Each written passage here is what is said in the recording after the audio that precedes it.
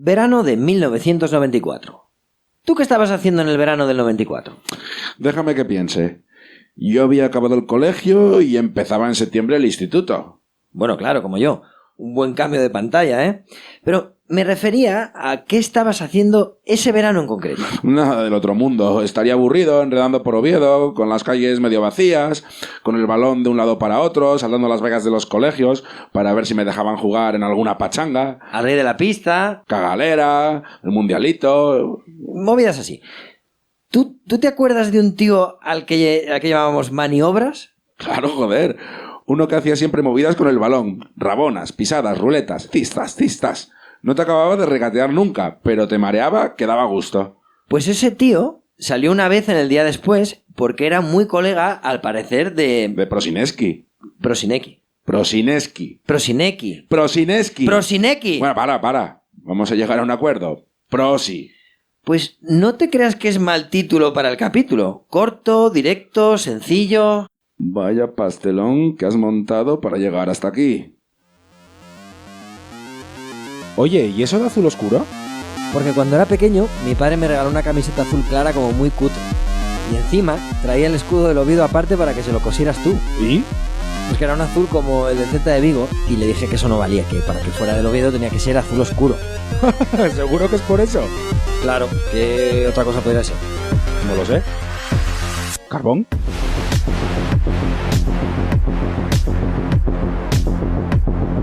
Capítulo 8.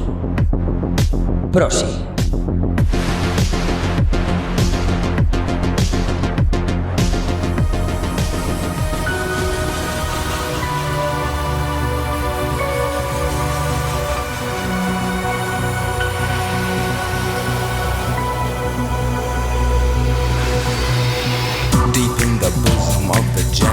Night is when I search for the light. Pick up my pen and start to write. I struggle to fight dark forces in the clear moonlight without fear.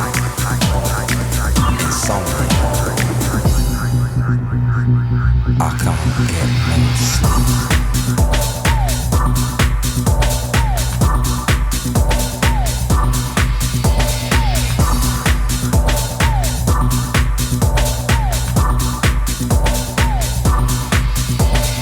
1987. Campeonato del mundo juvenil. Un joven jugador deslumbra al mundo. Se llama Robert Prosinecki y es un diablo con el balón en los pies. Un centrocampista capaz de enlazar un regate tras otro mientras avanza por el campo como una cuchilla. Yugoslavia gana el campeonato y él es nombrado mejor jugador. Toda Europa se pelea por él, pero la Federación Yugoslava no le deja salir a jugar fuera porque considera que es demasiado joven. Miljanic, viejo conocido del Oviedo, niega con la cabeza. 1991. Tras una dura negociación, el Real Madrid consigue fichar al joven genio croata, que viene de ganar la Copa de Europa con el Estrella Roja. En la capital española, la expectación es máxima. Las imágenes de sus jugadas, que aparecen en los telediarios, prometen a un nuevo Maradona. 1994. Tras 3 años de lesiones y críticas a su estilo de vida, Prosinecki busca una salida del club blanco. El Madrid lleva 4 años sin ganar la Liga y necesita un cambio de rumbo. Valdano regresa al club blanco tras haberle quitado 2 ligas con el Tenerife. Una de las primeras medidas que toma al llegar es decirle a Prosi que no cuenta con él. Al parecer, además, le han pillado negociando con el Barça, que finalmente le deja con el culo al aire. Mientras tanto, el Madrid intenta cederlo al Valencia o al Celta sin éxito para que alguien aporte una parte de los 300 kilos que cobra. Zoran Bekic, representante conocido en tierras asturianas, le busca sitio. Buen merodeador, Zoran Bekic. Hasta que Prieto y Gabino de Lorenzo cruzan sus caminos en la Feria de Muestras de Gijón. Los dos titanes del grandonismo Carballón están a punto de entrar en colisión. Mítica Feria de Muestras. Ir con el Güelu a ver tractores y comer un bollo preñado. El caso es que Prieto le dice que Antis, que le había entrenado en el Madrid, tiene el compromiso del jugador para venir a Oviedo y que aunque varios consejeros como Celso González pondrían pasta como aval, la cesión sigue siendo demasiado cara. ¿Demasiado cara? ¿Cuánto necesitas? Yo te lo pongo, afirma Gabino. El alcalde, que vislumbra las elecciones municipales que tendrán lugar en apenas 10 meses, le suelta 10 millones. ¡Qué generosidad! ¿Generosidad? Mis cojones. Los 10 millones que le suelta son del Ayuntamiento de Oviedo, dinero público. Aquí están las cifras. 100 millones de pesetas que aporta el Real Oviedo, 10 de los cuales los pone el Ayuntamiento de la ciudad. 130 el Real Madrid y los 70 a los que renuncia Robert Prosinecki hacen posible que el croata juegue la temporada próxima con el equipo de la capital del Principado. Quiero jugar como jugaba antes y quiero volver otra vez a estar un jugador como estaba antes de venir a España y jugar mejor posible para Real Oviedo. Y aquí Pedrerol entrevistando a Gabino. A ver qué opina Gabino de Lorenzo, alcalde de Oviedo, que está sufriendo mucho en el partido. Yo no sé si está sufriendo, pero tiene un jugador aquí que es especialmente suyo, o del ayuntamiento, ¿verdad? Se trata de Prosinecki, porque el ayuntamiento en el fichaje colaboró con el Real Oviedo y puso 10 millones de pesetas. Alcalde, buenas tardes. Sí, muy buenas tardes. Bueno, en primer lugar, si me permite, quiero expresar mi satisfacción como alcalde por la retransmisión de este partido para toda España a través de Canal Plus. Y lo que me dice, pues vamos a ver, yo entiendo que lo que es bueno para el Real Oviedo es bueno para la ciudad de Oviedo. Y Prosinecki está claro que es un jugador extraordinario, bueno para el Real Oviedo, y hemos contribuido con esos 10 millones, que parece ser es un 10% del fichaje. Un partido de la oposición quizá no consideraba lo mismo que usted, pero al final pues se hizo la operación y lo importante que triunfe Prosinecki, con ello el Oviedo, que eso es lo que importa, ¿no? Yo creo que sí, es importantísimo para una ciudad tener un equipo en primera división, y el Oviedo pues tiene que mantenerse ahí, y no solamente mantenerse, sino que hay que alcanzar esas cotas que nos ponemos como objetivo, que es jugar la UEFA. Oye, ¿tú crees que Prosi es el mejor jugador de la historia del Oviedo? ¿Qué sé yo? A ver, es muy bestia defender algo así teniendo en cuenta que solo estuvo un año. Además, yo lo que no puedo hacer es hablar de lo que no he visto. De todos los jugadores a los que nunca vi jugar, no puedo hablar. Lo que sí puedo decir es que yo no he visto jugar con la camiseta del Oviedo a ningún jugador tan bueno como Robert Prosinecki. Vale, bueno. De momento, vayamos a la pretemporada para ir entrando en calor, porque hay varios cambios para esta 7ª temporada consecutiva en primera. Tras muchas idas y venidas, Enrique Casas se retira finalmente del Oviedo. El equipo técnico se está reestructurando y Casas se niega a ser una figura decorativa. Siempre directo, cuando Casas le daba la parpayuela, subía el pan. Julio Marigil deja de ser segundo entrenador para acoger al División de Honor y ejercer de coordinador de las categorías inferiores. En su antiguo puesto le sustituye Tensi. Tensi, Hortensio Fernández Stravis, fue todo un símbolo oviedista, defensa central y eterno capitán. Es, en el momento en el que se graba esto, el tercer jugador tras Billy y Berto que más partidos ha jugado con la camiseta del Oviedo. Curiosamente, había sido Enrique Casas quien se lo había traído del Alcázar de Sama al Oviedo en el 65. Luego estuvo 40 años en el club. Tipo tranquilo y algo tímido, dejó una sentencia con acento de la Cuenca que todavía hoy recuerdan algunos. Pa' ganar un partiu, lo primero y ir empatau. Los cambios en el Oviedo se concretan también en la figura del nuevo director general, el abogado Pedro Luis Fernández, antiguo colaborador de Prieto y uno de los grandes protagonistas del famoso fichaje de Jokanovic.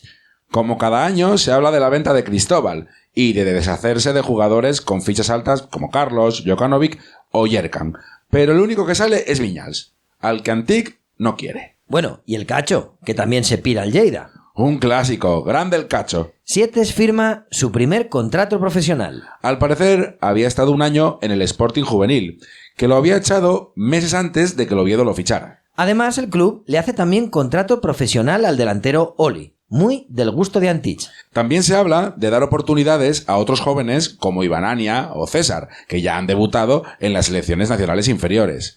El club mira a los jóvenes de la casa, una política que ha marcado históricamente las mejores temporadas oviedistas. El Oviedo firma un acuerdo con Jolubi, marca deportiva asturiana que sustituye a Kelme. La camiseta del año anterior, con aquellas franjas blancas, había sido muy criticada por la afición y la nueva marca apuesta por una sencilla, en azul oscuro, obviamente. Quizás esta sea una de las camisetas que más se recuerdan a día de hoy. La segunda mezclaba el blanco con pequeñas manchas verdes. El Oviedo contará con aproximadamente 1.150 millones de presupuesto, 120 menos que la temporada anterior. Tiene 300 millones de déficit que habría podido reducir en caso de haber vendido a Jokanovic al Genoa. Fichaje que se frustra porque los italianos no consiguen colocar a Scuravi en el Leeds. Finalmente, tras la revalorización de los terrenos del Requesón, el club maquilla las cuentas. El déficit se queda en 73 millones y más de uno tuerce el gesto. El club tiene una plantilla demasiado cara para lo que se puede permitir.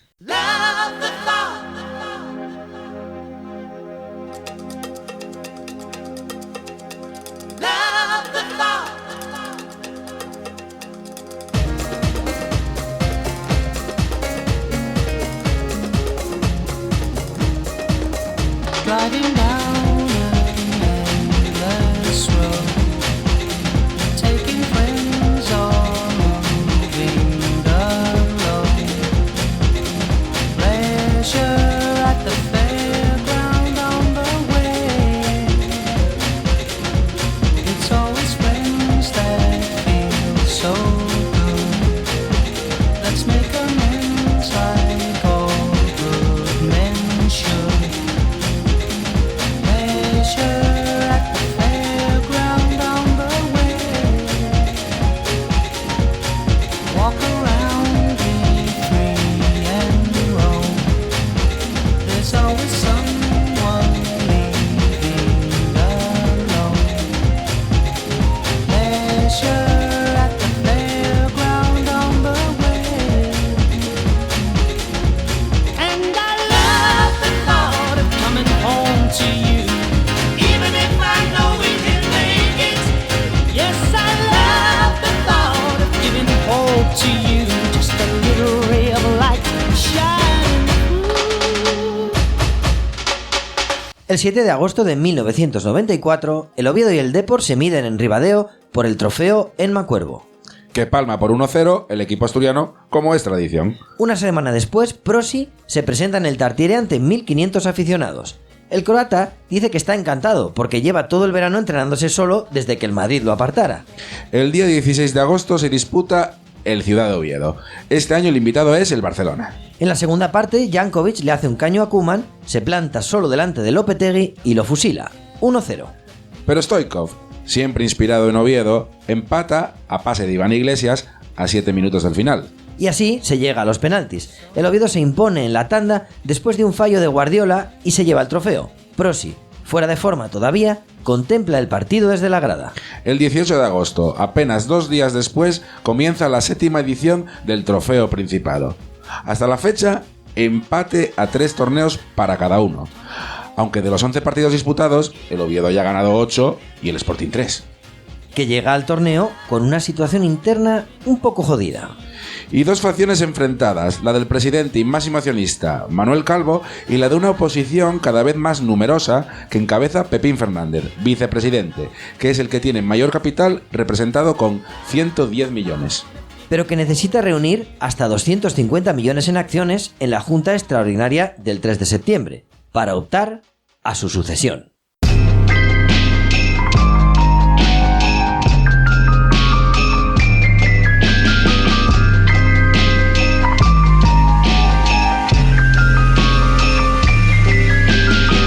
Uno de los principales desacuerdos ha sido la marcha de Juan L. al Tenerife, que se une a la de Abelardo al Barcelona, ya acordada con anterioridad. Con la salida del central y el pichón de Roces, se van los últimos grandes talentos surgidos de mareo, en estos últimos 5 años. Por otra parte, García Remón sigue al frente de una plantilla en la que, además de las novedades de Pierre, Morales o Velasco, destaca el fichaje de Lidiakov, llamado a convertirse en la gran estrella. El 18 de agosto el Sporting se impone por 0-1 al Oviedo en el Tartiere en la ida del torneo. Pierluigi Cherubino hace el gol. El partido es aburrido, dominio del Oviedo y ocasiones del Sporting. Prosinecki y Lediakov ni siquiera llegan a jugar. Días más tarde el Oviedo disputa el trofeo Rioja Calidad. Vence por 3-0 a Osasuna, pero pierde por 3-2 contra el Logroñés, y el torneo se le escapa por un gol en el último minuto. El Oviedo regresa con sensaciones positivas y ofrece las primeras muestras de buen juego. El 27 de agosto se juega la vuelta del Trofeo Principado en el Molinón. Jokanovic, de rechace de un disparo propio, bate a Blanedo en el minuto 31. Pero Lediakov consigue empatar después de un golazo desde fuera del área. Tras las expulsiones de Luis Manuel y Muñiz, el Oviedo asedia al Sporting, sin conseguir nivelar el marcador en el cómputo global. El partido llega al final con el 1-1 y el Sporting se impone en el torneo, el cuarto que se queda en Gijón. El Sporting se pone por delante, 4-3 en trofeos. Comienza la liga y Antic avisa: si dejamos de cometer despistes defensivos, podremos mirar arriba. El Oviedo visita en Sarriá a un recién ascendido español. 2 goles de Lardín y 1 de Radochoyu. 3-0 en la primera parte, el Oviedo dando pena y quejándose del árbitro. Tras la salida de Oli, el Oviedo reacciona. Carlos marca de penalti y aunque Rivas de cabeza pone el 3-2, 4 minutos después tiene una oportunidad clarísima que Toni detiene sobre la línea de gol. Ante un Oviedo volcado arriba, el español pone el 4-2 a la contra. inicio desastroso de un Oviedo que comete numerosos errores en defensa. Mientras tanto, Yerkan y Prosinecki, que aún no han debutado, se han ido a jugar con Croacia y han permanecido 10 días concentrados con su selección. Antis levanta la voz y critica la actitud de la Federación Croata. Como parte del acuerdo por la cesión de Prosi, el Madrid tiene que jugar un amistoso en el Tartiere y Prosinecki, que ha vuelto con molestias, tiene que jugar por contrato. El Madrid viene en cuadro. Muchos van con su selección, otros están tocados y algunos dicen que lo están para cogerse días libres. 7 de septiembre. Carlos Tartiere, ante Nazi 3, retransmite el partido. Debuta Robert Prosinecki con el Oviedo. En el minuto 17 le pone un balón medido a Carlos que hace el 1-0. Y 2 minutos después, Prosi coge el balón en el medio campo y se va de Milla, Sanchís y Nando, entra en el área y fusila a Bullo. El balón entra tras pegar en el larguero. Hola, ¿qué tal? Me llamo Robert Prosinecki. Y Valdano me la agarra con la mano. En el minuto 30, Zamorano, otro al que el entrenador blanco quería largar, pero que está desatado, la engancha y pone el 2-1.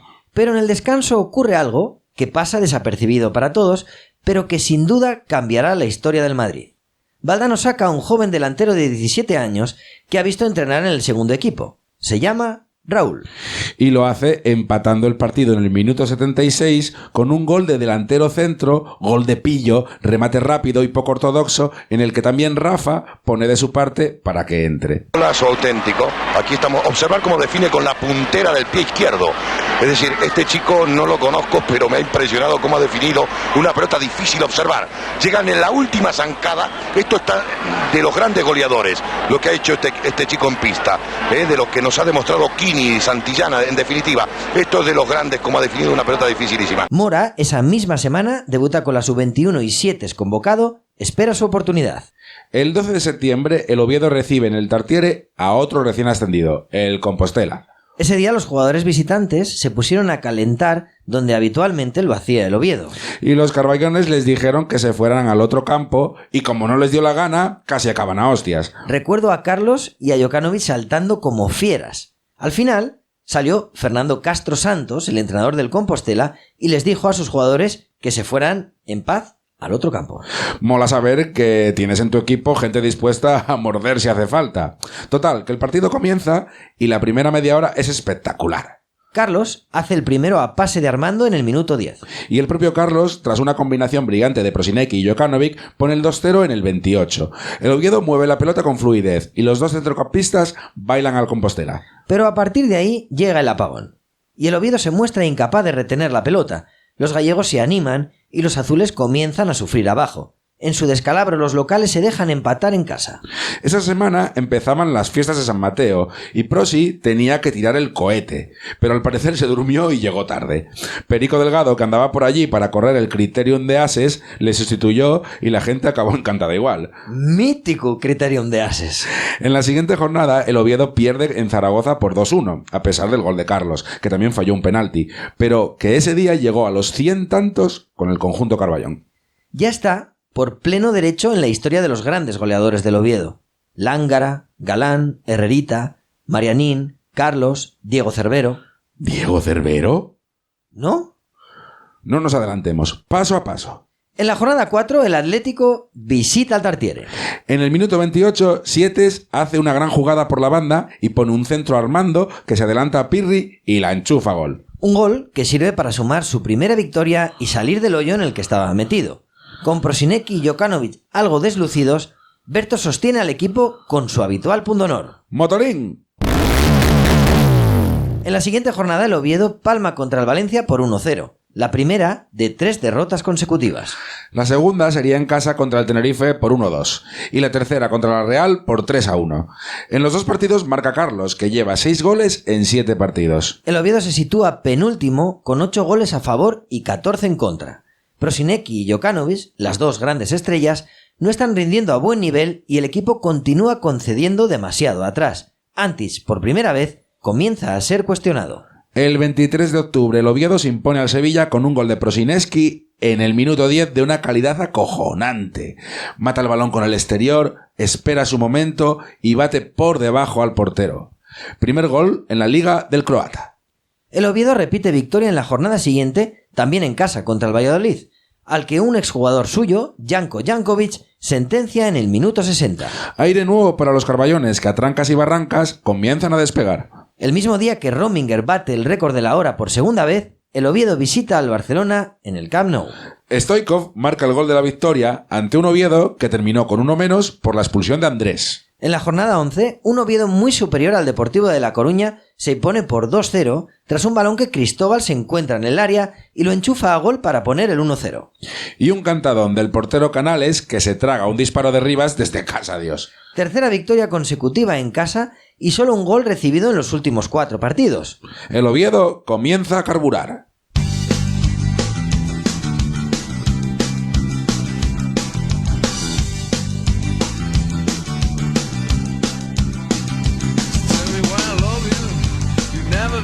Like a child, you never gave me nothing, you only stand by your side. So tell me why I love you, tell me what it's over. This is a good stronger, it's running on my blood. Oh, love you Susie, send me to the west. Right is Susie, right, you know you lay me down to rest.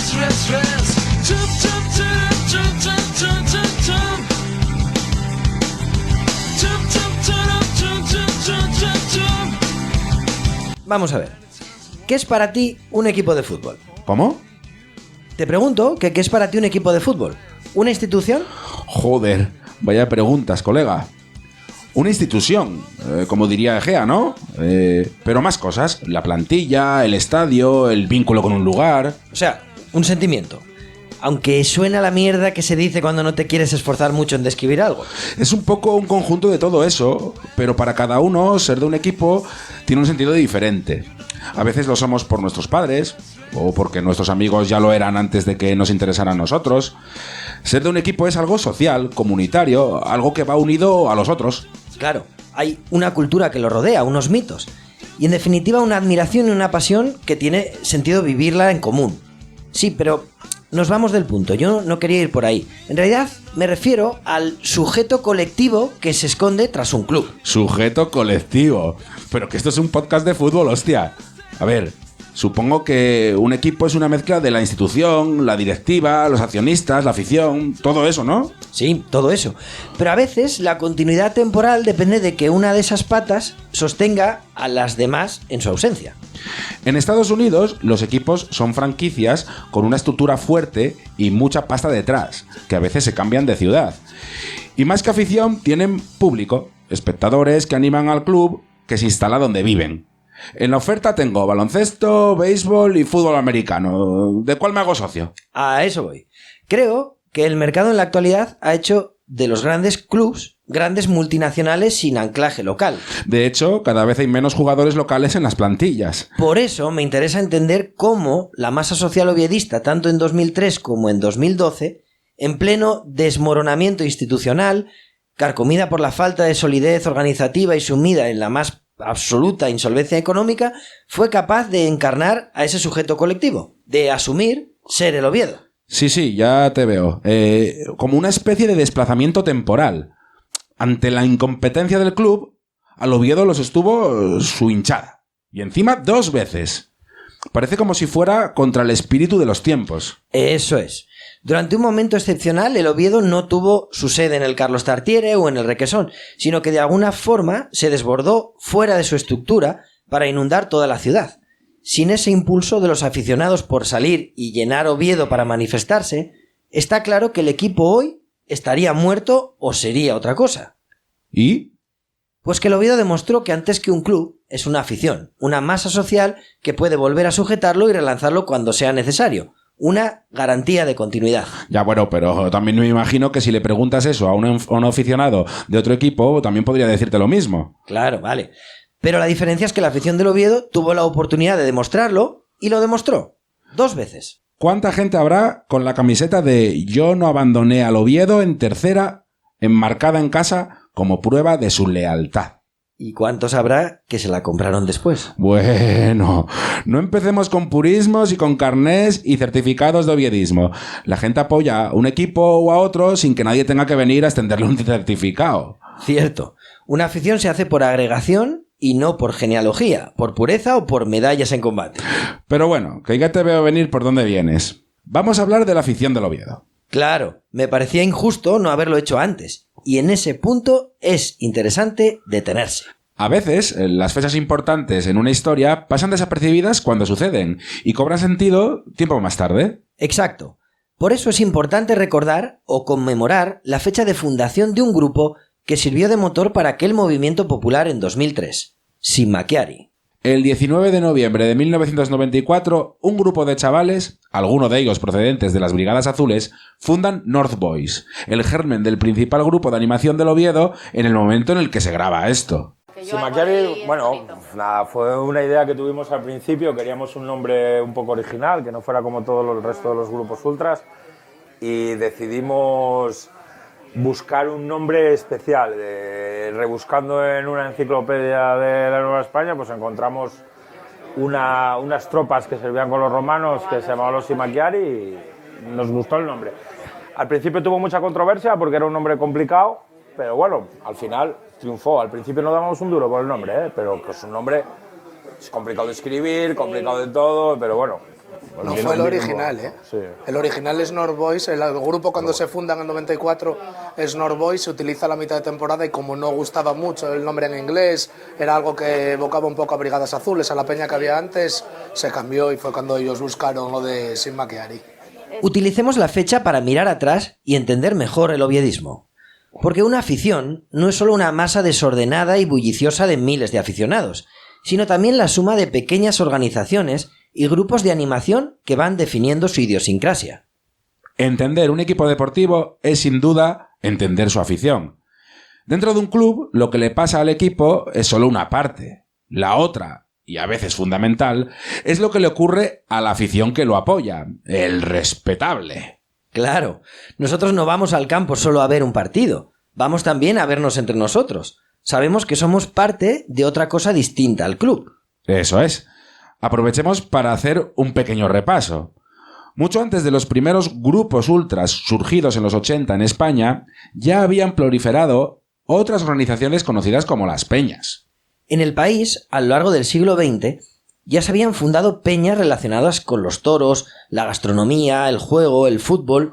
Fueron de alguna manera la versión española de los clubs ingleses, que tenían y tienen esa misma vocación de asociación en torno a un interés común. El club inglés y la peña española son en cierta medida algo similar. En España la primera peña futbolística documentada es la Peña Mariano, una peña madridista fundada en un bar de Lavapiés en 1920. A partir de ahí irían surgiendo poco a poco por todo el país. En estos primeros años, las peñas futbolísticas eran sobre todo lugares para tertulias de café, en las que a veces se dejaban caer jugadores o directivos de los clubs, y que servían de prolongación a los partidos, como el famoso tercer tiempo del rugby. Con el paso del tiempo, la cultura peñista y sus actividades se expandirían.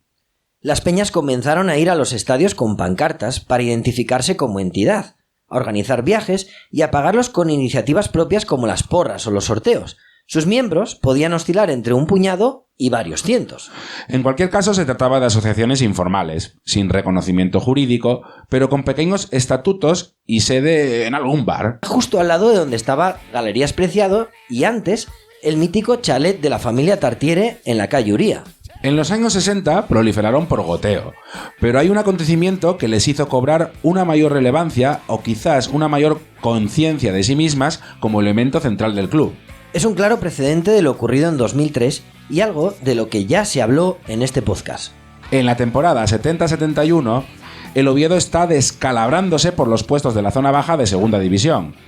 Toni Cuervo, uno de los grandes símbolos del Oviedo de entonces, se ha hecho cargo del equipo a 5 jornadas del final. Tras los despidos de Horacio de Leiva y José María de Andoain sucesivamente. El pesimismo asola al oviedismo, que ya en el primer partido de la temporada en casa había abroncado al equipo contra el Cádiz. Buen verbo, abroncar. ¡Qué sonoridad! A mí me parece muy potente también zoquete. Payaso. Carapijo. Imbécil. Total, que el Oviedo se encamina a la promoción para evitar el descenso a tercera en medio del pesimismo y el enfado. Salvo que consiga ganar al Calvo Sotelo en Puerto Llano, lo que le salvaría matemáticamente. Algo que no hace tras un partido horrible, que además terminan ganando los locales con un gol en el último minuto. Pero vamos a remontarnos a lo sucedido en la jornada anterior, la 37.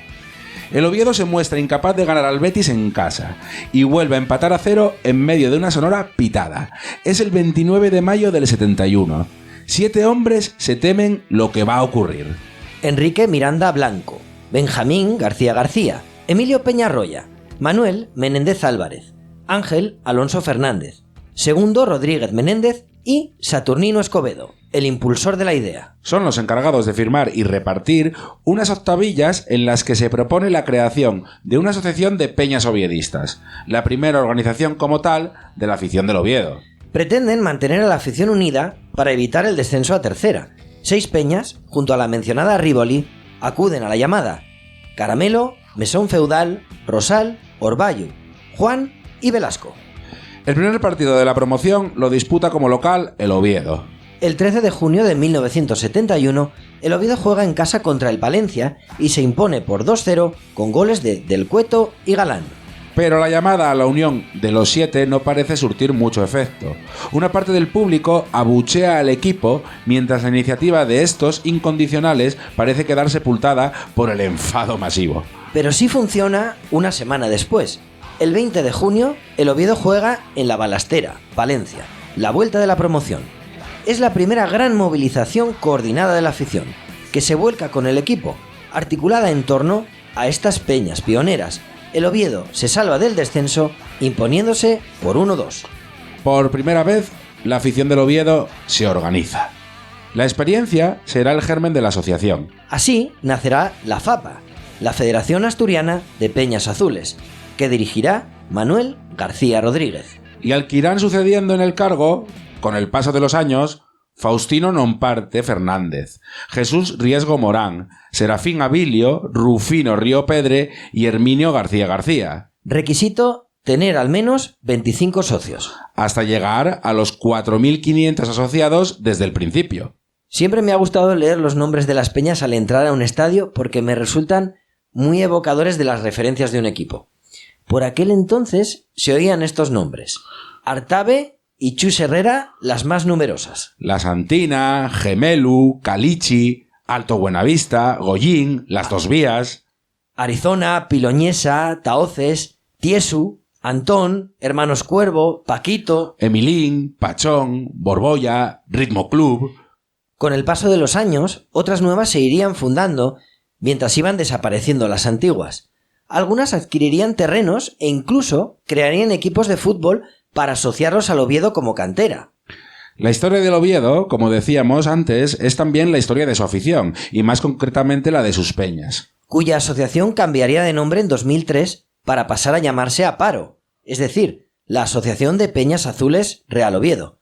Pero ya llegará el momento de hablar de eso. Si las peñas cambiaron la animación de los estadios en los 60 y los 70, otro fenómeno futbolístico se generalizaría en los 80, mucho más unido a los jóvenes, los ultras. Surgido a principios de los 70, también en Inglaterra con la irrupción de los hooligans, poco a poco había ido extendiéndose a toda Europa a lo largo de la década. La significación ideológica, la apelación a valores como la lealtad y la disciplina y cierta apología de la violencia operaron ya desde un principio como rasgos comunes de estos grupos. El fetichismo paramilitar de algunos de ellos parece encontrar su sentido en el enfrentamiento violento o en la alianza con formaciones de otros equipos en función de la ideología, o más bien de una versión empobrecida, superficial e infantilizada de esta. En España los primeros fueron los Viris del Sevilla, alrededor del 75, y los Ultrasur del Madrid en el 80. Grupo a los que habían echado por fascistas de la peña madridista Las Banderas. Una vez más, azul, oscuro y antifascista. En Asturias, los primeros son los Ultra Boys del Sporting, un grupo de ideología neonazi fundado en 1981. En Oviedo, Del pequeño grupo Brigadas Azules Universitarias en los primeros 80s, se constituiría definitivamente las Brigadas Azules en 1988. Una formación también fascista que comenzó a ocupar uno de los fondos del estadio. Es increíble. La exhibición de símbolos nazis y fascistas se convirtió en algo habitual en los estadios de los equipos de primera. Mirar esas imágenes hoy en día provoca auténtico bochorno. Con la llegada de los grupos ultras, la animación alcanza una nueva dimensión. El bufandeo, los tifos, las pancartas y las bengalas comienzan a llenar de colorido los estadios. Los fanzines para financiarse, la utilización de personajes de dibujos animados en su imaginería y los cánticos autorreferenciales se convierten también en elementos más de la cultura de los clubs. En 1986, un grupo de chavales habituales en la cervecería Chiribí, que viene a significar chiflado o algo así, según decían ellos, pero la verdad es que yo nunca he escuchado a nadie decir «tú ya es un chiribí», «un mentecato», «un merluzo». Son como insultos de Mortadelo y Filemón. Como decía, en 1986, un grupo de chavales funda la peña Chiribí Bango, que terminaría uniéndose a la peña Bochum para la animación en el Tartiere. Mayoritariamente de izquierdas, durante años se convertiría en la gran referencia para la afición. Si bien, mantendrán un fuerte enfrentamiento con las Brigadas Azules, situadas en ese mismo fondo y de ideología contraria. Hasta tal punto se desdibujó el motivo de la animación debido a ese enfrentamiento que durante algún periodo algunos denunciaron cierto compadreo entre las Brigadas Azules y los Ultraboys del Sporting. Y por ahí sí que no. Uno de los valores primordiales en la afición oviedista es la identidad por oposición. O dicho de otra manera, ser del Oviedo es también ser antiesportinguista. Y a menudo sobreactuarlo. Así que llegamos otra vez a noviembre de 1994. Tú y yo estamos en primero de BUP, en el Alfonso II, y unos chavales desencantados con Chiribí y las Brigadas Azules están fundando Sin Macchiari. Vaya nombre tú. Yo tengo alguna anécdota con Sin Macchiari. Bueno, hay que decir que la primera vez que vimos aquella pancarta, que me acuerdo que estaba en el antiguo Carlos Tartiere, que os colocasteis, porque la posición también era, la curva la tenía, en la esquina tenía Chiribí, detrás de la portería estaba, y decidisteis ir ahí un poco arriba en la esquina, y estaba el cartel ahí colgado del techo. Nadie sabía lo que ponía allí. Parecía que lo habían puesto al azar, ¿no? Dice, venga, sí, vamos a poner letras. Compro vocal y resuelvo. Tengo que decir que con respecto al nombre, yo alguna vez que jugué contra el Oviedo, desgraciadamente en tercera división, recuerdo un entrenador que decía, bueno, vamos a jugar contra el Oviedo, van a estar los Smiravici metiendo mucha presión detrás de la portería.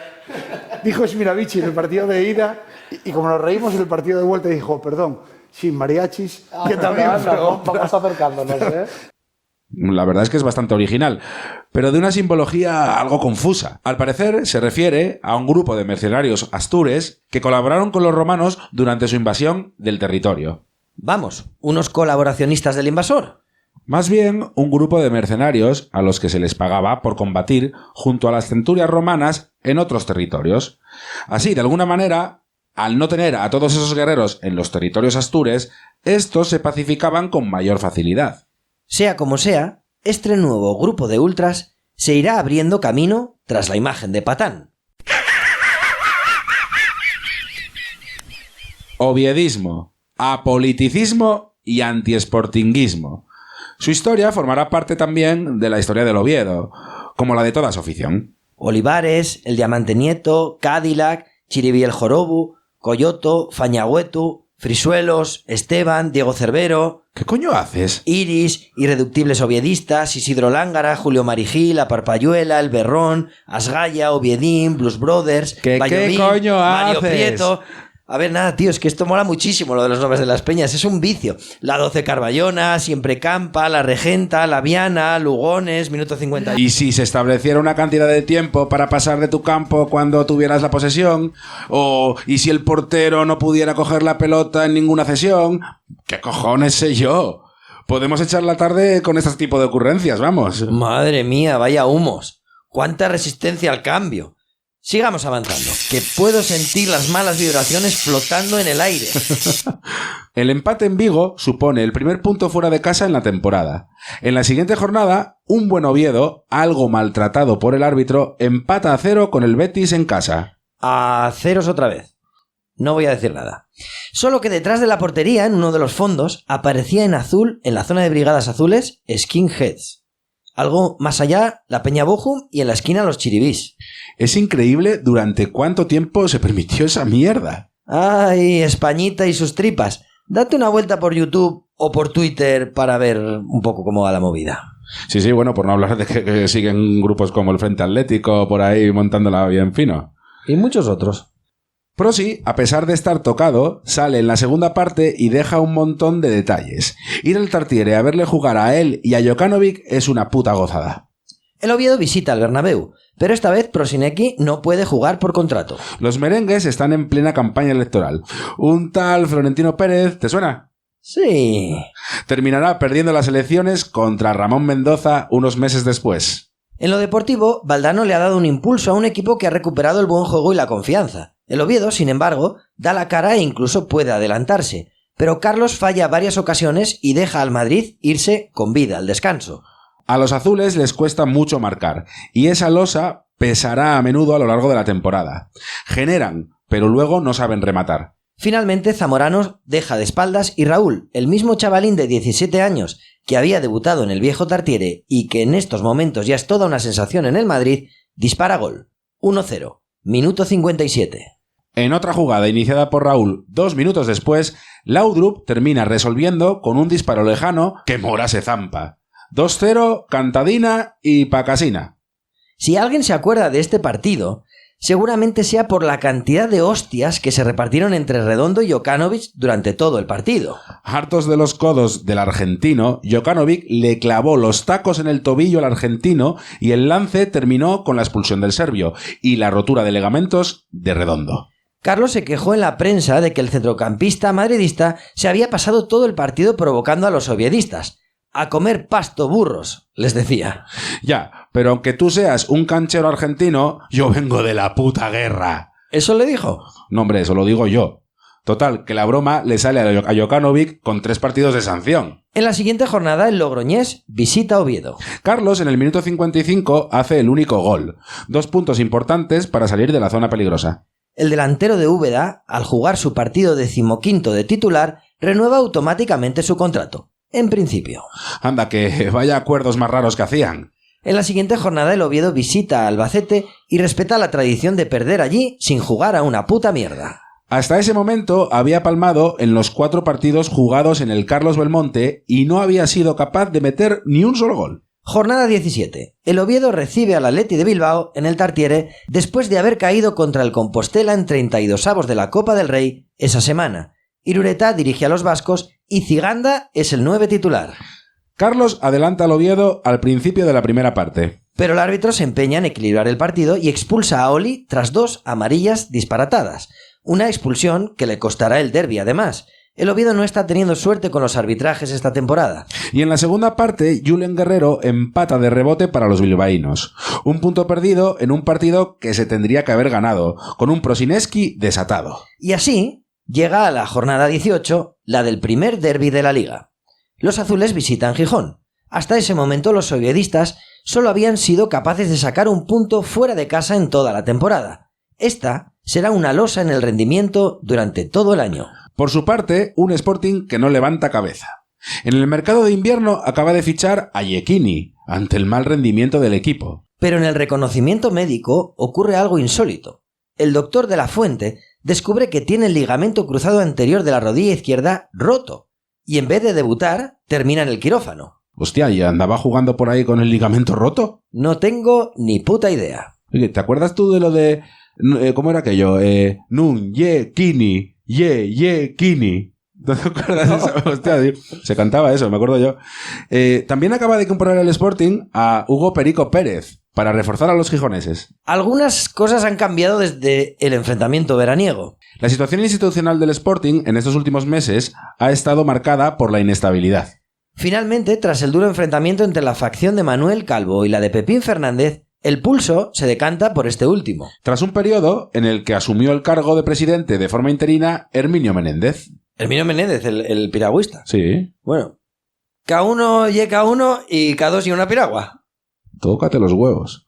Bueno, en realidad el pulso lo decanta Vicente Álvarez Areces, quien en una decisión bastante caciquil le vende acciones a Fernández por valor de 35 millones, para que consiga tener un 52% del capital social sobre el que se aupará como presidente y máximo accionista.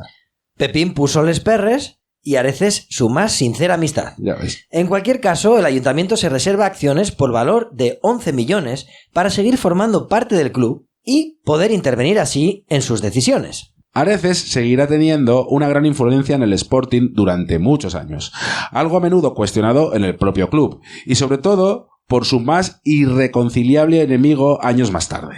El 12 de noviembre de 1994, José Fernández se convierte en el 30º presidente del Sporting. El poder del clan de los Fernández se alargará durante los 28 años siguientes. Curiosamente, durante los días previos, Pepín Fernández es la primera persona que se atreverá a hablar públicamente de la fusión entre los dos eternos rivales, una idea que tendrá muchas ramificaciones conspiranoicas durante las décadas siguientes. Muchas de ellas relacionadas con los oscuros movimientos de su homólogo oviedista, el sportinguista y máximo accionista del Oviedo, Celso González.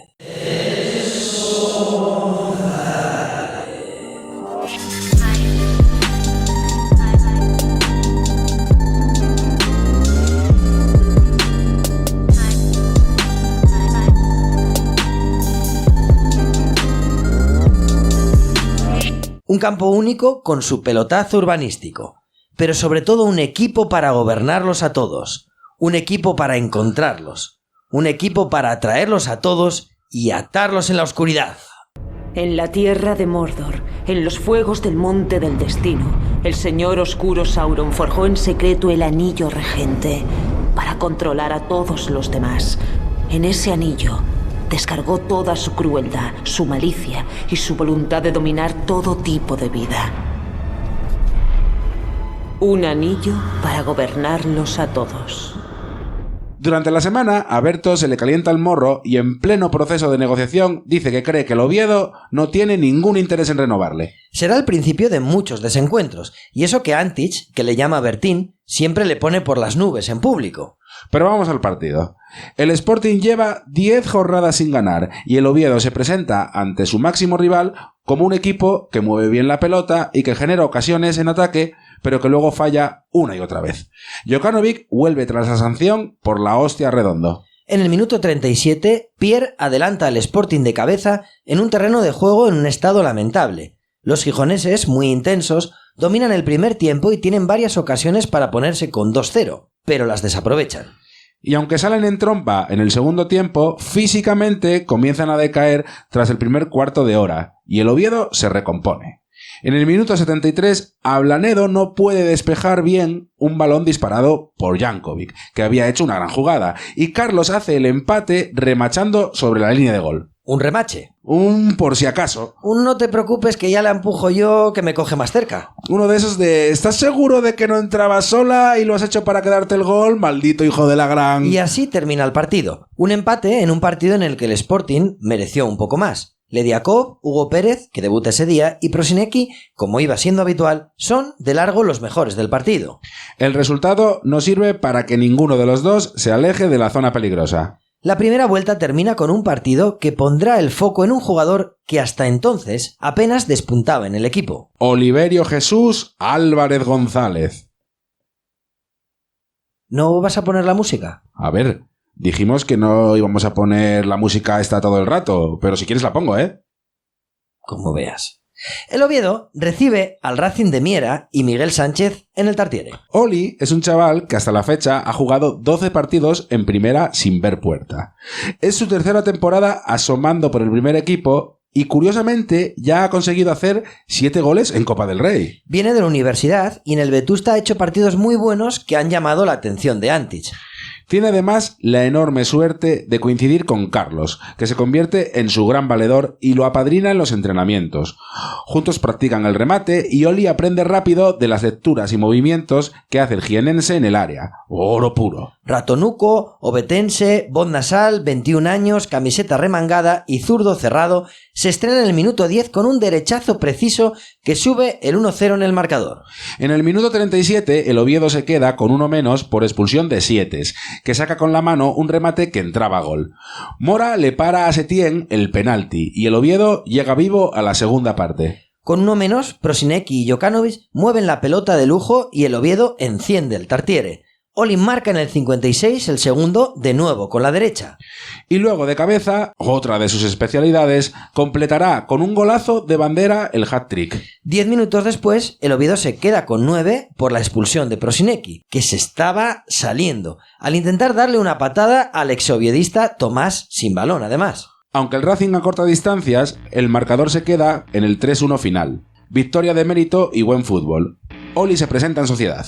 Avancemos. Jornada 20. Los 17 puntos que tiene el Oviedo le sirven para mantenerse en la mitad de la tabla, pero por el nivel de la plantilla se debería exigir bastante más. Con Prosi sancionado, el Oviedo recibe al Español, al que se impone sin problemas por 3-0. Con más eficacia que brillo, Jokanovic transforma 2 penaltis en la primera parte y completa de cabeza el hat-trick con otro en la segunda. El Oviedo es 11º y comienza a mirar más arriba mientras contempla por el rabillo del ojo al Sporting despeñarse hasta el penúltimo puesto.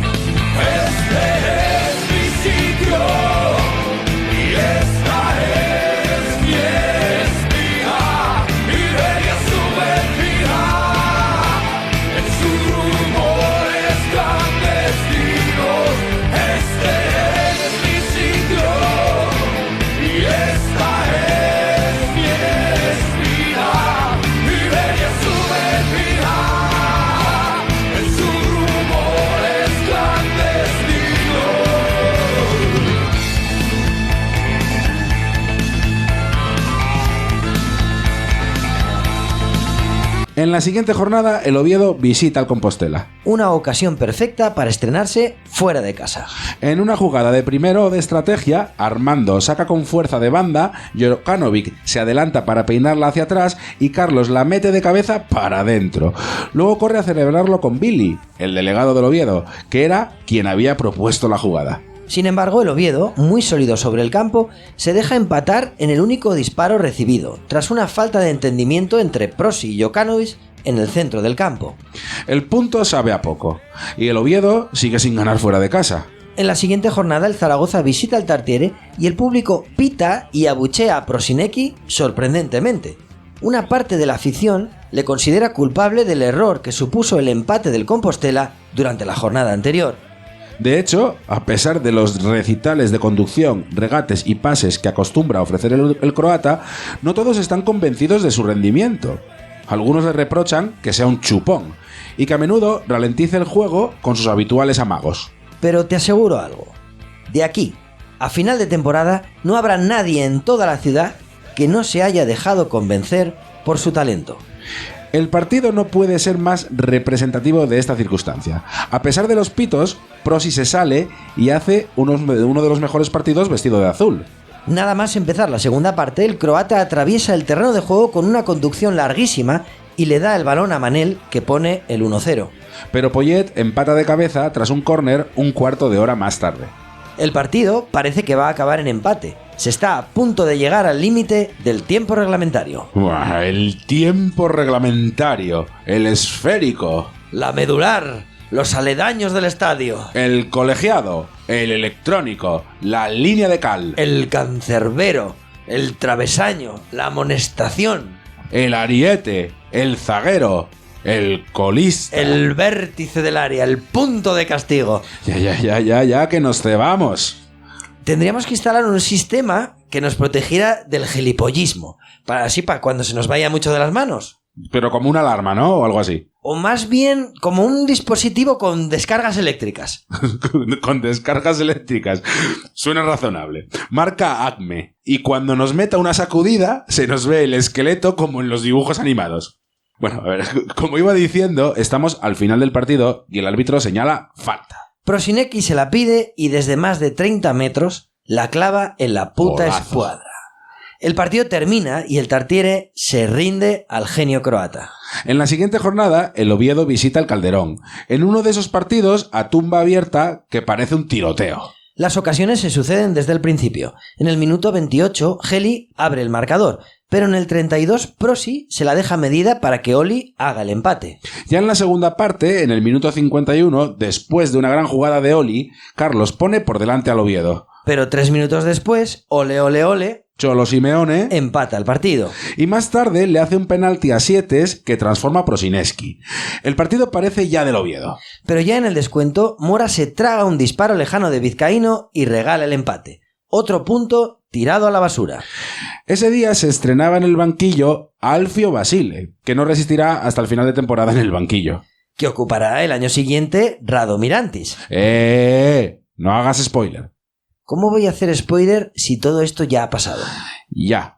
También cuando le cuentas a alguien el final de una peli, ya ha pasado para ti, pero no para el otro. No me apetece seguir hablando de esta mierda. Desde luego, si hay un partido que se suele poner de ejemplo de todo lo que era capaz de hacer el Real Oviedo de este año, a juicio de muchos, uno de los de mayor nivel de toda su historia es el partido en casa contra el Valencia. Ese día, el Oviedo fue un vendaval, al mando de un Prosinecki desatado, regateando rivales sin parar y conduciendo como en sus mejores tiempos. Una auténtica maravilla en el Tartiere. Porque cuando el croata se siente libre, parece imparable. Un jugador absolutamente diferente a los demás.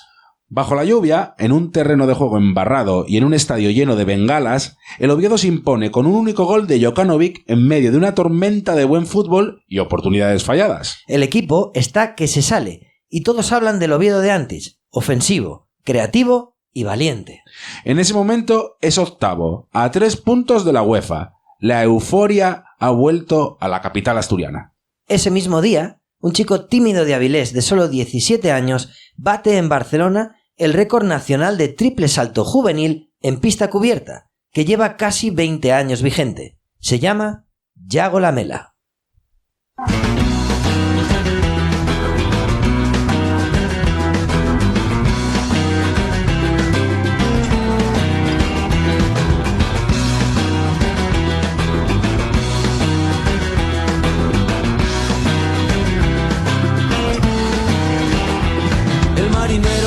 Capitán se reunieron en un bar y encargaron otra botella de ron. Ese sería el puerto final y lo fue tanto de verdad que bajo el mar ahora descansan juntos los dos. Fue por una rubia loca que bailaba sola hasta el amanecer. Y se movía pero también que fue mirarla y fue a perder todo por ese cuerpo y esa promesa. ¡Ay, qué pena!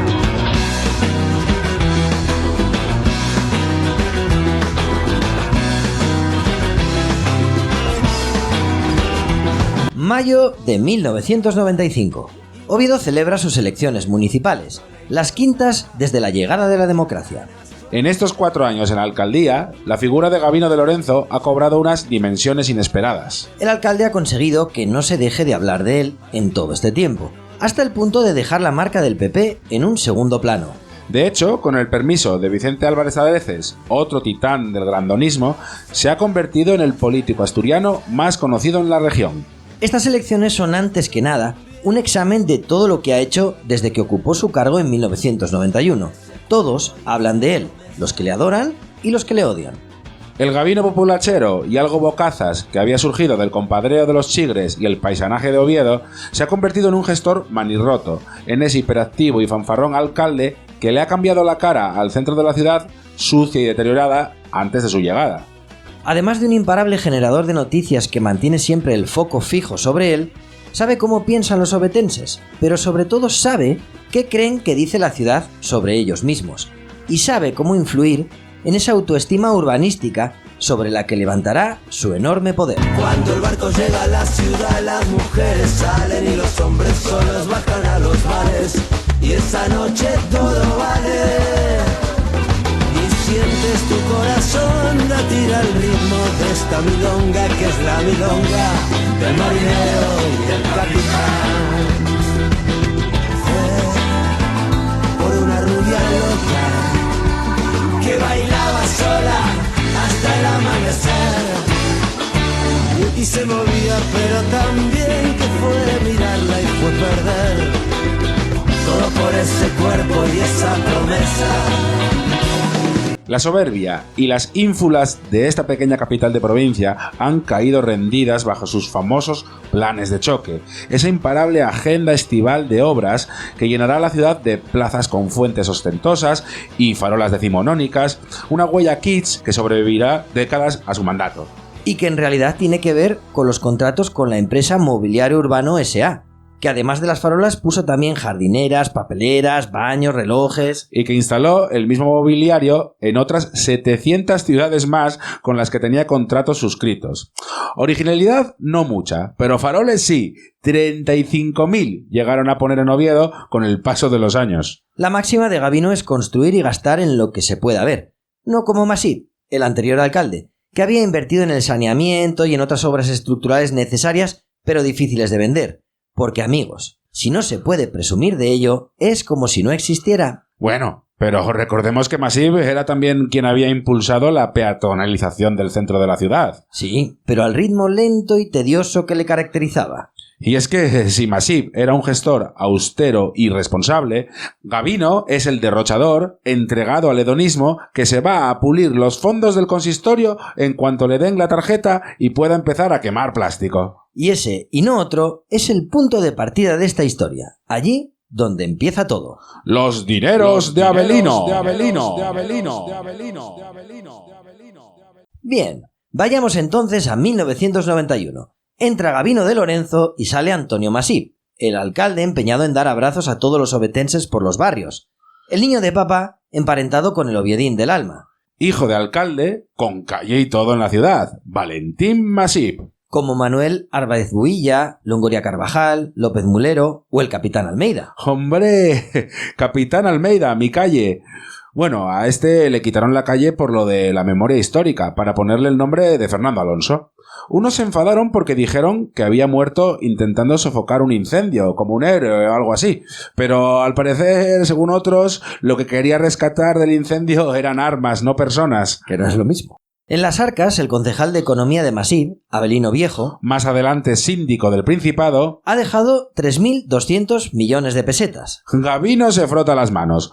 Todo se compra, murmura, y lo que no se compra se alquila. Pon un Cuba Libre, mocina, que vamos entrando en calor por esta zona. Suavemente, bésame, que quiero sentir tus labios besándome otra vez. Suavemente, bésame, que quiero sentir tus labios besándome otra vez. Suave, bésame, bésame, suave, bésame otra vez. Suave, yo quiero sentir tus labios suave, besándome otra vez. Suave, besa, besa, bésame un poquito. Suave, besa, besa, besa, besa, bésame otro ratito. Pequeña, échate pa' acá.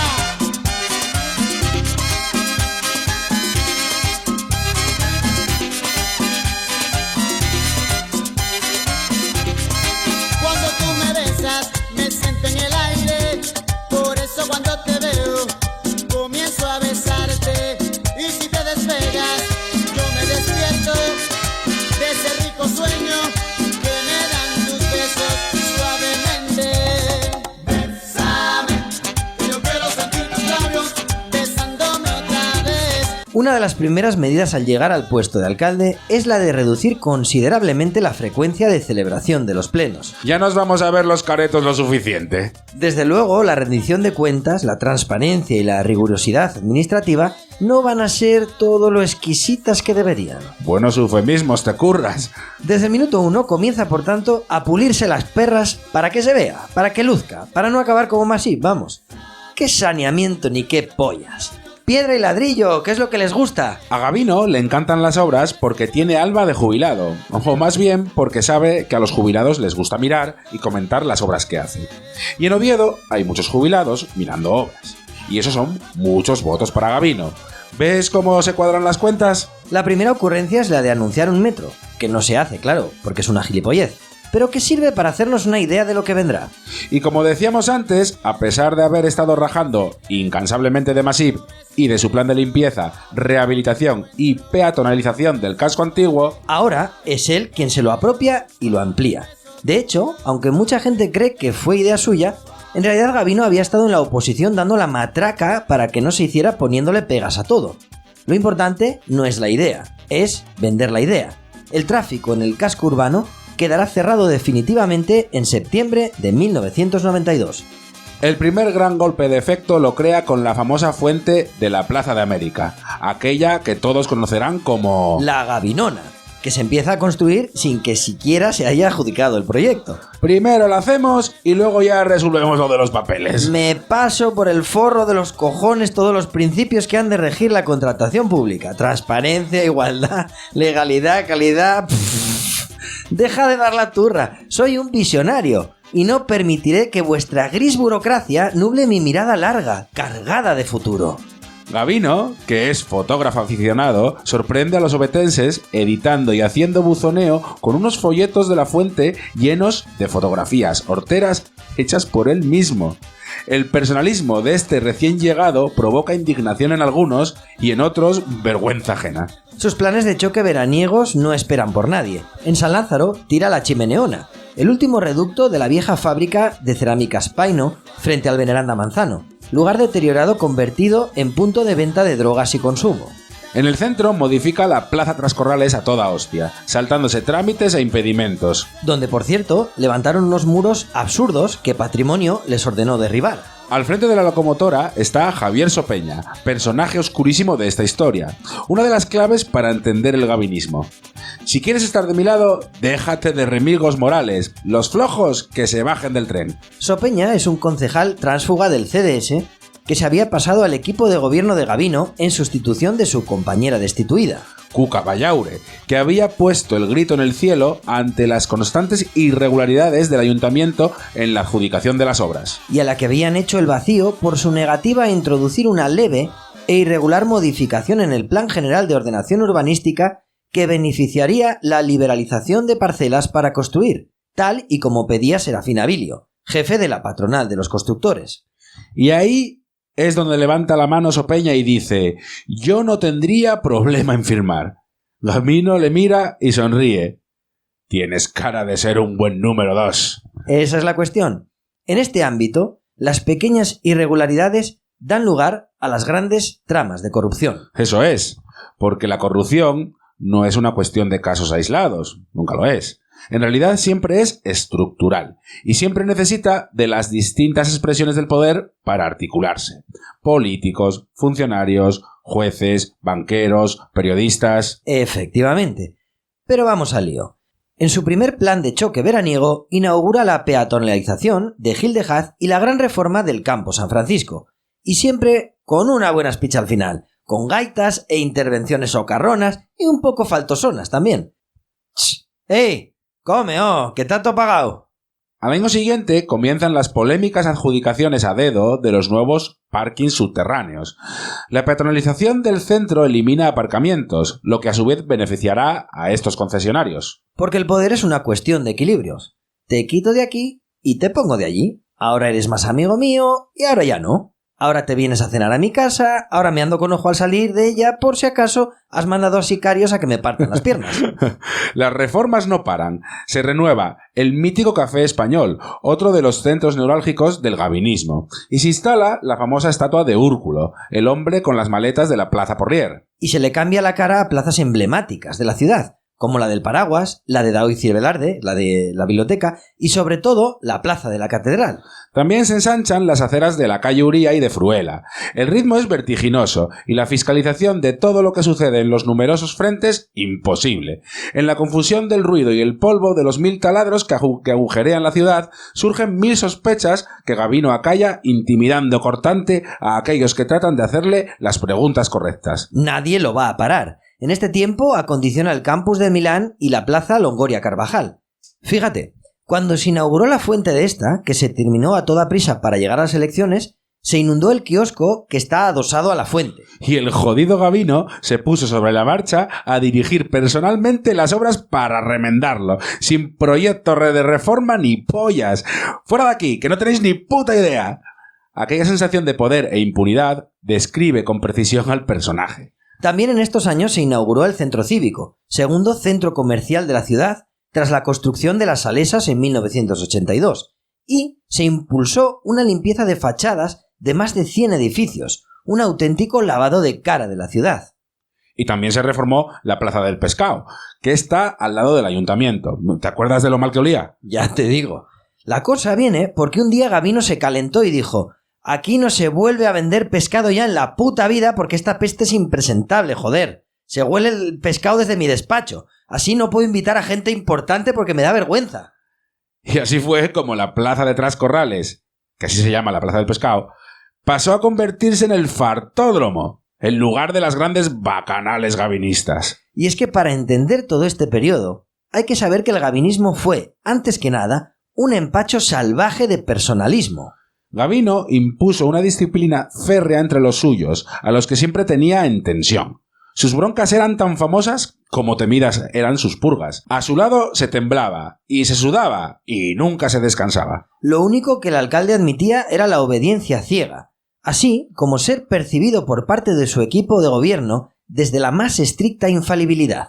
A casi todos los colaboradores los cambió de despachos, los humilló en público y los terminó despidiendo. Sin ir más lejos, a Enrique Díaz, por no presentarse al pleno en el que se constituyó Jesuosa, le retiró la concejalía de deportes y lo mandó de responsable de aceras para humillarle. A vigilar baldosas, vamos. Pero claro, Gabino no solo miraba hacia adentro, también sabía que había que hacerlo hacia afuera. Y había aprendido de Areces algo muy importante. Si el futuro de la región estaba en el turismo, había que pelearse por atraer a su ciudad toda la cantidad posible de gente. ¿Y cómo se hace eso?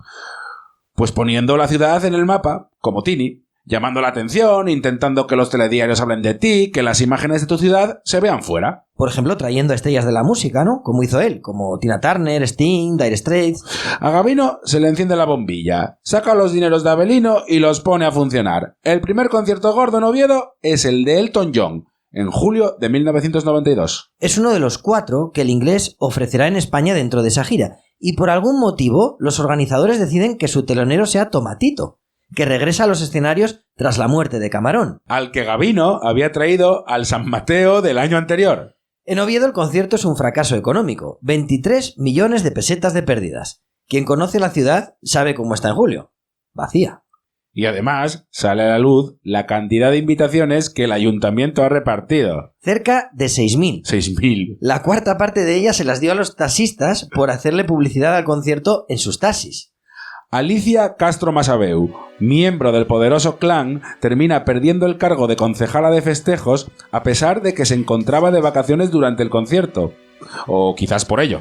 Porque alguien se la tiene que comer. Y ese alguien, mis queridos amigos, no va a ser don Gabino de Lorenzo.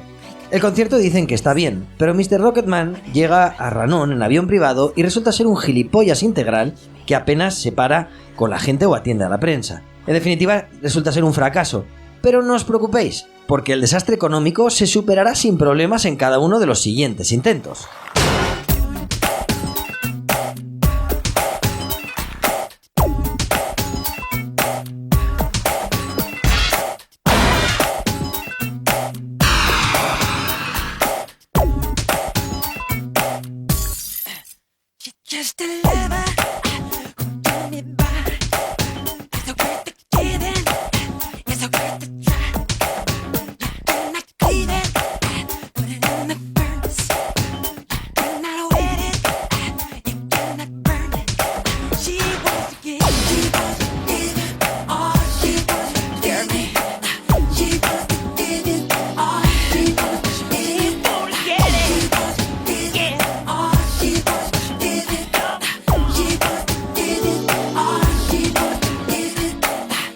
En el San Mateo del 92 tiene lugar el que sin duda es el concierto más importante en la historia de la ciudad. El puto Michael Jackson actuará el domingo 20 de septiembre en el viejo Carlos Tartiere. Después de mucha pelea, Gavino firma un contrato con la empresa Dorna para organizar un concierto de Michael Jackson en Oviedo.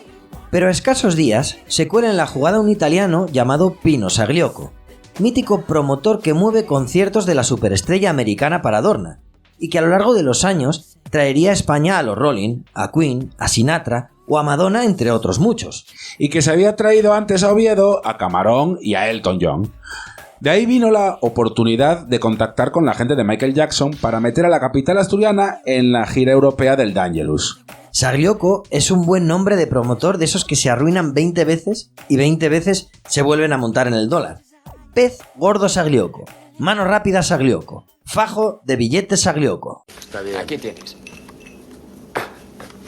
¿Qué pasa? ¿Soy un espejismo? ¿Qué? No. ¿Cómo que no qué? ¿Y la copa? Te he pedido una copa, ¿no? ¿Querías beber algo? Claro, acabo de pedírtelo. Yo he entendido que has dicho, estoy bien, araña. Oh, no. ¿Qué coño te pasa? ¿Es que no quieres traerme el whisky? No, lo que pasa es que me pareció oír a alguien decir araña, y creí que era Henry, ¿sabes? Con que araña, no eres más que un jodido tartaja de mierda, ¿lo sabías? Creí que habías dicho, estoy muy bien, araña. Por lo visto tu jodida bollera no funciona. Creí que habías dicho, estoy muy bien, araña. Yo estoy bien, el que no estás bien eres tú, gilipollas. Bueno, yo he creído eso y ya está. He creído. Llevas toda la noche haciéndome lo mismo, cabronazo. ¿Quieres esa copa o no? Te la traigo si quieres. Claro, tráemela de una puta vez. ¡Muévete, gilipollas! Andas como si pisaras huevos. Para nosotros bien que corres, ¿eh? Corre para mí, gilipollas, y baila. Tráeme mi copa bailando. Será gili, ¿eh? ¿Cuál es esa película de Bogart? ¿Cuál? La que hacía de vaquero, la mejor. El chico de Oklahoma. El chico de Oklahoma. Shane, el chico de Oklahoma. Ese soy yo, el chico de Oklahoma. Vamos, ponte a bailar, gusano. Baila. Baila. Le digo que baile, bailará. Y no quiero que nadie me moleste, ¿entendido? Vamos, baila.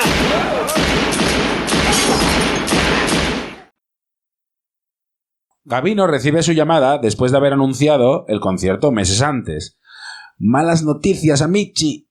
El italiano anda desesperado porque se le ha caído el concierto de Michael en Toulouse. Al parecer no se fían de que los franceses puedan hacer frente a la infraestructura que pide el rey del pop.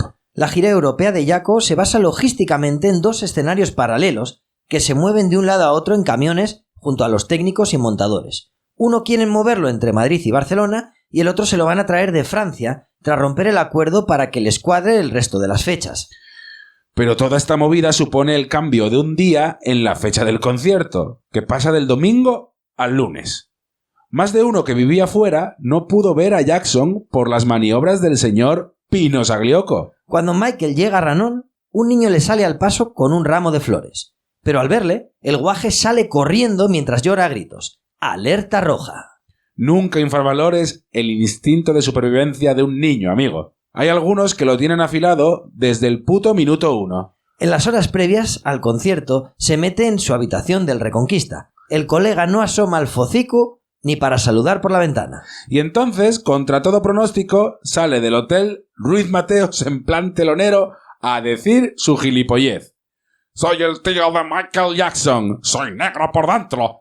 En fin, los tontos nunca faltan. Aquel día fuimos muchos los que esperamos bajo la lluvia para echar a correr en cuanto abrieran las puertas y poder llegar a primera fila. Y ahí estuve yo flipándolo en colores y viendo a su doble salir volando del viejo Tartiere. Un recuerdo increíble. Y esa misma noche, Slash, el de los Guns N' Roses, que había tocado la guitarra en Give In To Me, se enteró de que era San Mateo. ¡Ah! O sea que estamos en fiestas. Me voy a dar una vueltina por ahí a enredar. De aquella existían los chiringuitos. ¿Te acuerdas de los chiringuitos? Oh, hombre, claro. El Rincón Cubano, el Topu Fartó, el Pinón Folicia. Ya en su momento, Gavino quiso proponer su cierre para defender los intereses de sus amigos hosteleros, pero luego reculó. Los chiringuitos se habían creado en 1982 y eran de alguna manera patrimonio cultural de la ciudad. Alguno debería haber tomado nota. Pues en el Pinón Folicia estaban tocando unos chavales de unos 17 años llamados Stormy Mondays y apareció por allí Slash, a tocar mamado y estuvieron de jam session como 20 minutos. Estos luego fueron la única banda española que tocó en Woodstock, en el 99, antes de que los espectadores le pegaran fuego a todo. Y sonaron también en una estación espacial después de ganar un concurso para elegir una canción con la que despertaron los astronautas. Blue earth shine against the yellow moonshine, such a sight to behold. Blood orange sunset fades into night light, see the sets in gold. And we don't care about rain or shine. When you're in space, the weather's fine. Good morning, Endeavor. Good morning, Shannon. It's good to spend one last part of a day in space. We're looking forward to getting home. Thanks for the wake-up song. There were a lot of submissions into that contest. That was the winner. It was really great. And could you please say some words about who the contest winner was and where they were from, please? The song was Sunrise Number One, and the person that wrote it was George Otero, and they're from Spain. 13 de diciembre de 1992, Palacio de los Deportes de Oviedo. El Ayuntamiento de Oviedo organiza una velada de boxeo retransmitida por Telecinco, tu pantalla amiga. La gran atracción es Mickey Rourke, estrella de Hollywood de los 80. El bueno de Mickey había protagonizado pelis muy famosas, como 9 semanas y media, La ley de la calle o Homeboy, aunque llevaba tiempo en clara decadencia. En muchas pelis hacía ya de borracho o de boxeador. Que es lo que hizo todo el rato en Oviedo. Un poco menos de boxeador, todo se ha dicho. La historia viene de lejos. Masip había prohibido el boxeo en Oviedo en 1984 y no nos olvidemos de que Gabino era un apasionado de este deporte. Incluso había presidido la Federación Asturiana de Boxeo en el pasado.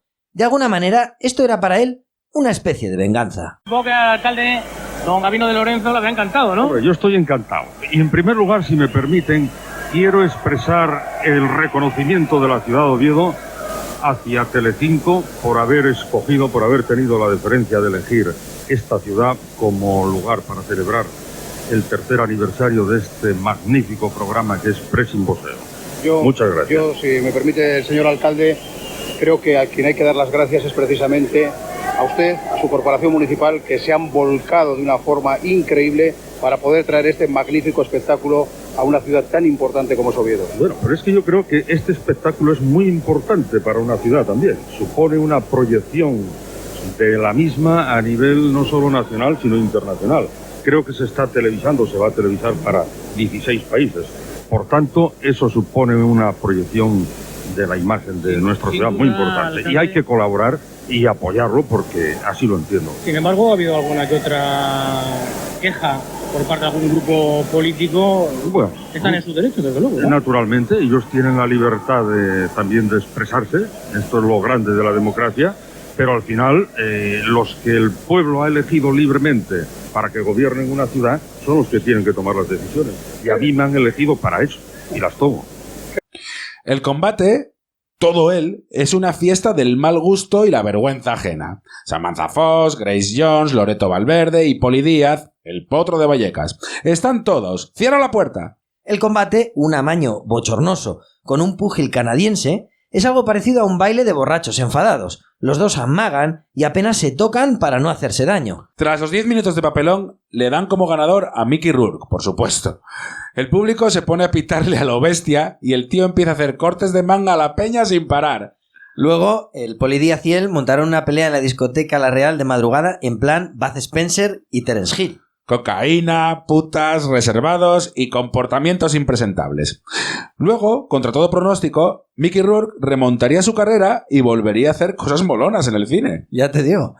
Durante el año siguiente, los grandes eventos continúan. En mayo de 1993 es U2 quien visita Oviedo. Y el concierto es un enorme éxito de público, pero un ostión económico que Izquierda Unida tasa en 150 millones de pesetas. Otro agujero. Y el 18 de septiembre, Mike Oldfield actúa con toda aquella parafernalia de campanas y movidas. Y de alguna manera, así se cierra el ciclo de esos grandes conciertos porque se acabaron Les Pierres de Avelino. O dicho de otra manera, a partir de ahora se verá muy a menudo a la Pantoja por Oviedo.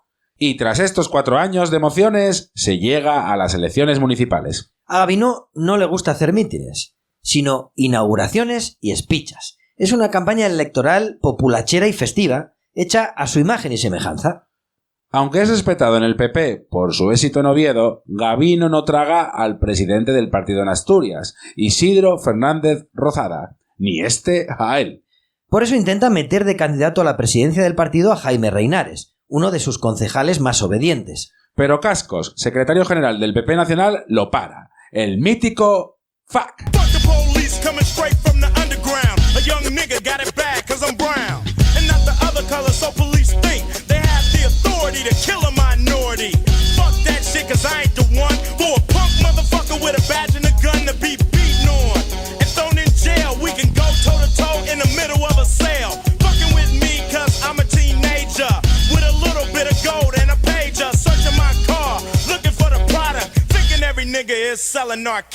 Su voz nasal retumba. Aquí no hay más que hablar. Rozada controla el partido y Sergio Marqués, íntimo amigo de Cascos, será el candidato a la presidencia del Principado. Gabino toma nota y ajusta sus ambiciones a su verdadera área de influencia política, la capital asturiana. Y además, una vez fundidos todos los dineros de Avelino y endeudado por el ritmo frenético de las obras, tiene que encontrar más dineros. ¿Y sabes dónde hay más dineros? ¿Dónde? En la caja. Bueno, está bien, hablemos de sobornos. Vean, pueden elegir entre la lavadora o la secadora que les muestran atractivos mísers, o pueden cambiar ambas cosas por lo que hay en esta caja. ¡La caja! ¡La caja! La caja de ahorros de Asturias. Ahí es donde hay que ir a meter la cucharona, porque el cabrón de Areces no para de sacar cuartos de allí para todas las mierdas que se le ocurren, y va a acabar vaciando las arcas.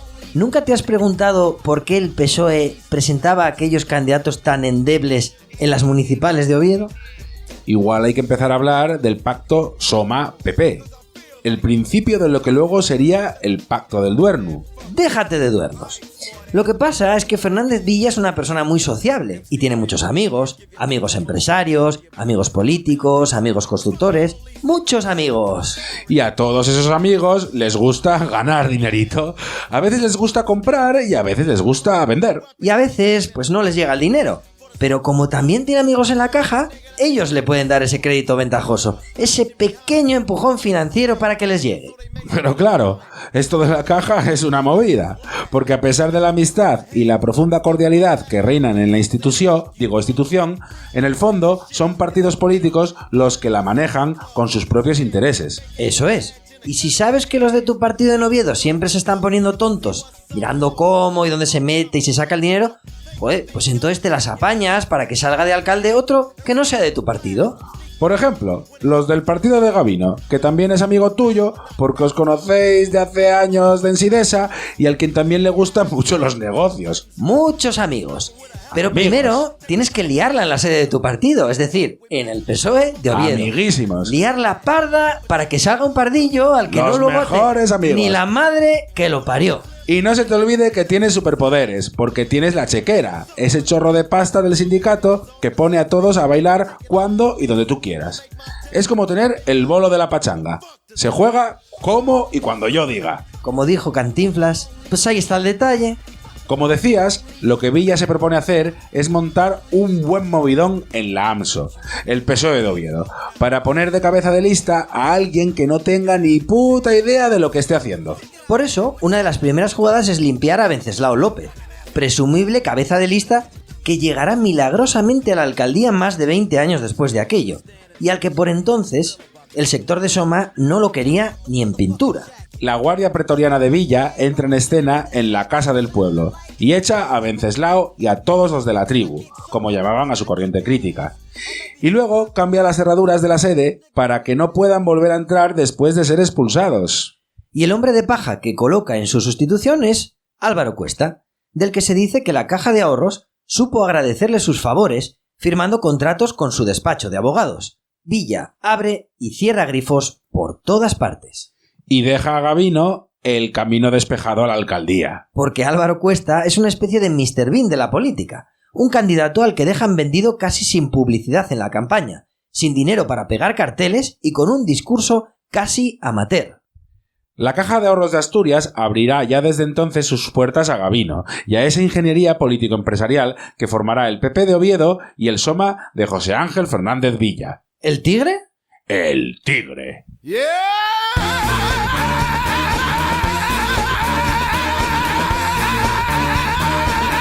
Y llegará a su apogeo un poco más tarde con la entrada en escena enjesuosa de El Chino, al que por entonces Villa tenía colocado en Sodeco, un chiringuito público bastante oscuro, una sociedad de capital riesgo para la dinamización de la economía en las cuencas mineras. Su llegada a Oviedo será fundamental en esta historia. Porque el dinero de la caja no es suficiente. Para financiar todo lo que se viene, Gabino comenzará a privatizar servicios públicos y a vender parcelas con mucha alegría. Pero vamos a las elecciones. Carlos, el delantero del Oviedo, sale en la publicidad de la campaña. Gabino, un alcalde goleador, dice el amigo. Y Germán Ojeda, al que Villa había echado del PSOE, también se presta para apoyarle. Y la Pizarra, que, aunque suene impopular, a mí la verdad es que nunca me cayó nada bien esa paisana. A mí tampoco. Siempre me pareció una maleducada. Pero bueno, la verdad es que luego Gabino se lo agradeció poniéndole su nombre a un campo. El 28 de mayo se celebran las elecciones. Gabino obtiene una mayoría absoluta inapelable. 18 concejales y el 63% de los votos. Un fenómeno sociológico que ha conseguido atrapar a una parte del electorado socialista.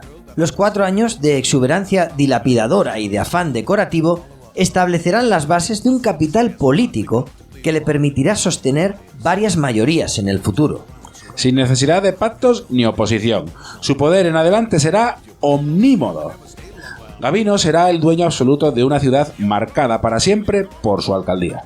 En adelante, los pelotazos urbanísticos y la irrupción en escena de personajes tan oscuros como Agustín de Luis, un chivato de la policía que acabaría convirtiéndose en el jefe de la oscura policía de Gabino, cambiarán radicalmente su manera de gobernar, cada vez más oscura y siempre bajo sospecha. La constitución de 2 empresas con capital público, como Cinturón Verde y Jesuosa, una para hacer marranadas por dentro de la ciudad y la otra por fuera, serán las correas de transmisión de su poder. Me descojono con lo de Cinturón Verde. Alguien creyó que si se le añadía un matiz vagamente ecologista, iba a desaparecer el tufo de la especulación. Ya ves, como antes era Cinturón de Hierro por las viejas vías del tren abandonadas, ahora lo llamamos Cinturón Verde porque suena a un parque enorme que rodea la ciudad con carriles bici y largas arboledas. Sea como sea, estas 2 empresas, la segunda de ellas, Jesuosa, dirigida por el Chino, impondrán en la gestión una forma de proceder escandalosa. Obras por encima de su precio, asignaciones en concursos sospechosos, siempre las mismas putas empresas, privatizaciones para repartir servicios a dedo. Y sobrecostes, la auténtica banda sonora de la corrupción.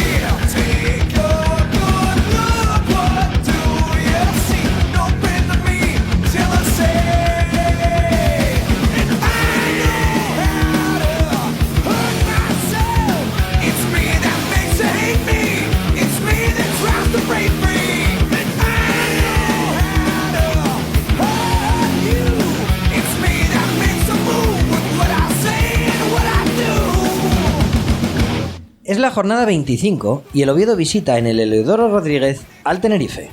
En el minuto 20, Oli manda al palo un remate de cabeza. Y en el 43, esta vez la enchufa para adentro. 1-0. El Oviedo sigue disfrutando de un gran estado de forma y lo de Prosineski es un puto escándalo. Con esa forma de correr desgarbada y su fútbol algo anárquico, cuando está inspirado resulta casi imposible quitarle la pelota. El Oviedo se lo pasa bien, pero el Tenerife reacciona al final y Pizzi consigue el empate. Además, a Berto lo expulsan luego por darle una hostia a Juan L. De nuevo los azules vuelven a perder un punto fuera de casa en los minutos finales. De 12 partidos como visitante, no ha logrado ganar ninguno.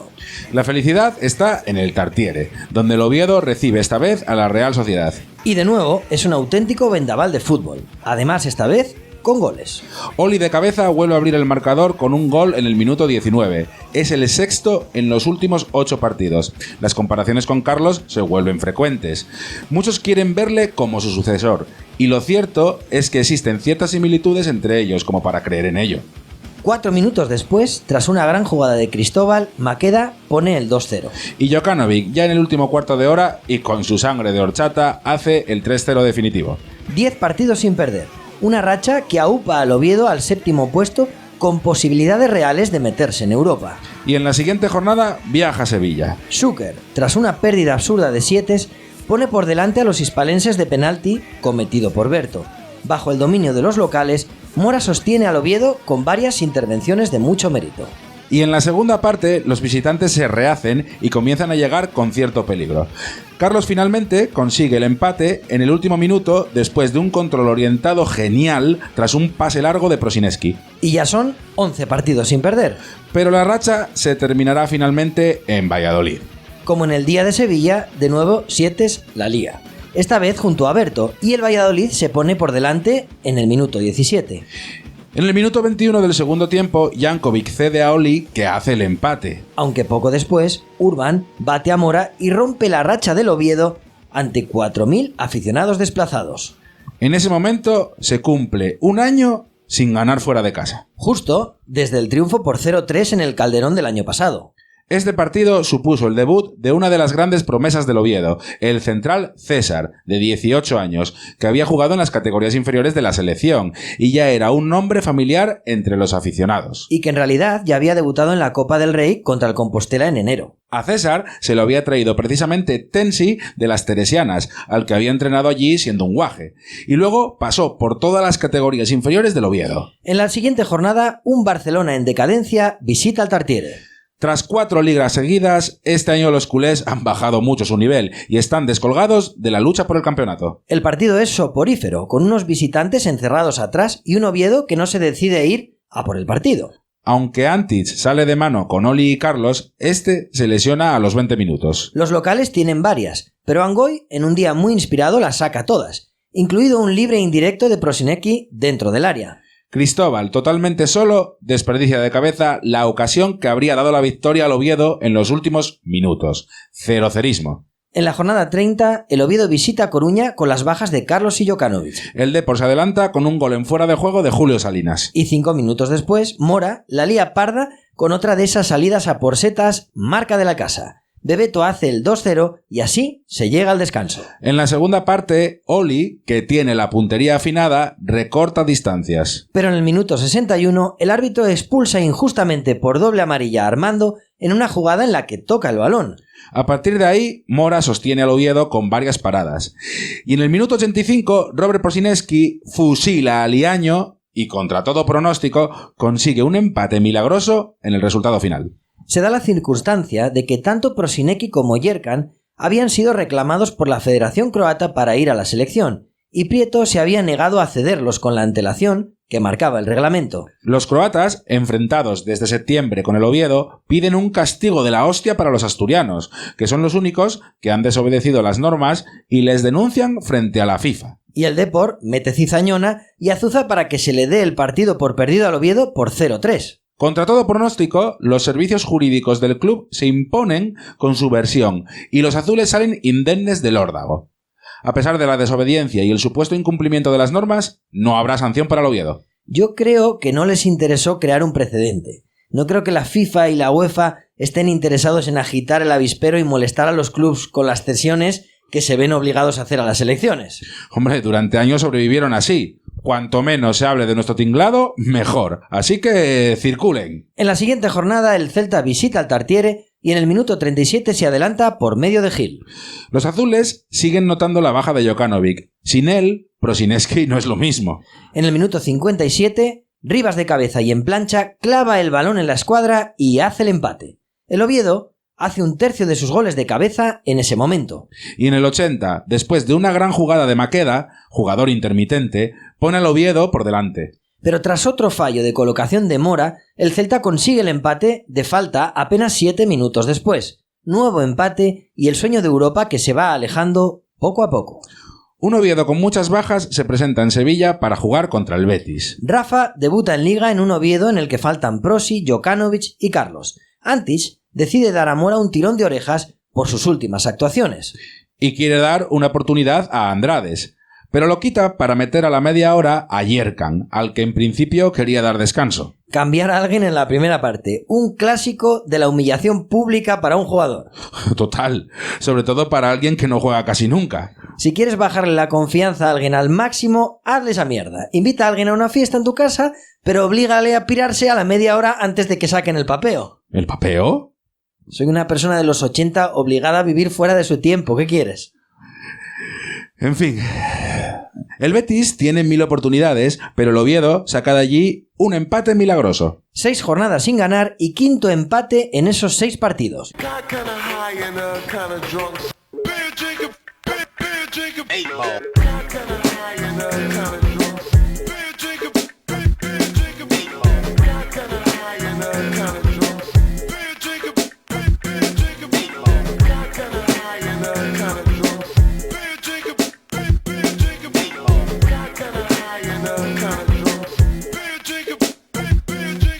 I'm sitting at the bar with $100 bill. The homies is running late, so I got some time to kill. I'm peeping out this freak in the booth in the corner. I think I seen him rolling the Novo, Nelson Gundo and Mona. 2 hookers walked in and they was looking for a pick, but they kept on passing me by cause they could recognize a trick. 20 minutes later and 2 double shots and I can take a look up at the clock and where the fuck the homies at? I feel vibrations on my hip, oh, who could it be? Cause I done talked to everybody that I was supposed to see. Haha, now I know the story is told and I don't even call them back cause they don't know the homie code. I proceed to page my niggas from the phone in the back. I got a wink from a fine ass sister dressed in black. Another double shot of yak and now the room is spinning. But that's only the beginning, goddamn. Got kinda high and kinda drunk. Got kinda high and kinda drunk. Got kinda high and kinda drunk.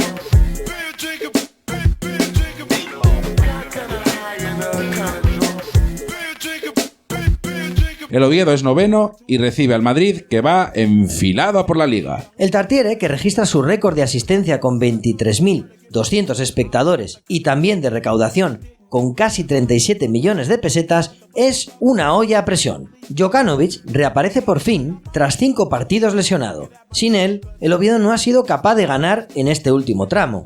En el minuto 7, Armando saca un córner, Yerkan peina hacia atrás en el primer palo y Rivas lo clava de cabeza. De manual otra vez. El Tartiere estalla en llamas. El Madrid sale con ganas, intenso, decidido a ir a por el partido. En el minuto 43, 7 se come un amago de Luis Enrique y lo derriba en el área. Hierro transforma el penalti y pone el empate. Los dos equipos se van a la caseta igualados. En la segunda parte, Jokanovic y Prosineski hacen frente al Madrid y se quedan con la pelota. En el minuto 51, Armando pone un córner y Rivas vuelve a entrar como una exhalación para enchufarla de cabeza. El Oviedo y su dominio de la estrategia vuelven a desnivelar el marcador. Apenas 10 minutos después, Lasa pone un centro medido, Zamorano remata y Mora lo detiene. Pero el rechace lo aprovechará Luis Enrique para poner el empate y provocar un poco al personal con su celebración. Un jodido clásico. Pero en el minuto 89, Berto filtra picado un pase por encima de la defensa madridista, el balón le llega perfecto a Carlos, que controla con el pecho orientándolo hacia su perfil derecho para batir por debajo a Bullo. Locura azul. 3-2. El Oviedo bate en casa un buen Madrid con una actuación sobresaliente de Prosineski una vez más. Con la moral por las nubes, el Oviedo visita al Logroñés, que está prácticamente descendido después de una temporada lamentable. Lleva 13 puntos en la jornada 33 y solo ha conseguido ganar 2 partidos. El Oviedo se presenta en las Gaunas a hacer un trabajo rápido y eficaz. Entramos, conseguimos lo que queremos y nos largamos. Con una victoria todavía, será capaz de luchar por algo de aquí al final de temporada. En el minuto 7 de la segunda parte, un pase acojonante de Jokanovic encuentra a Carlos, que bate cruzado a Vergara.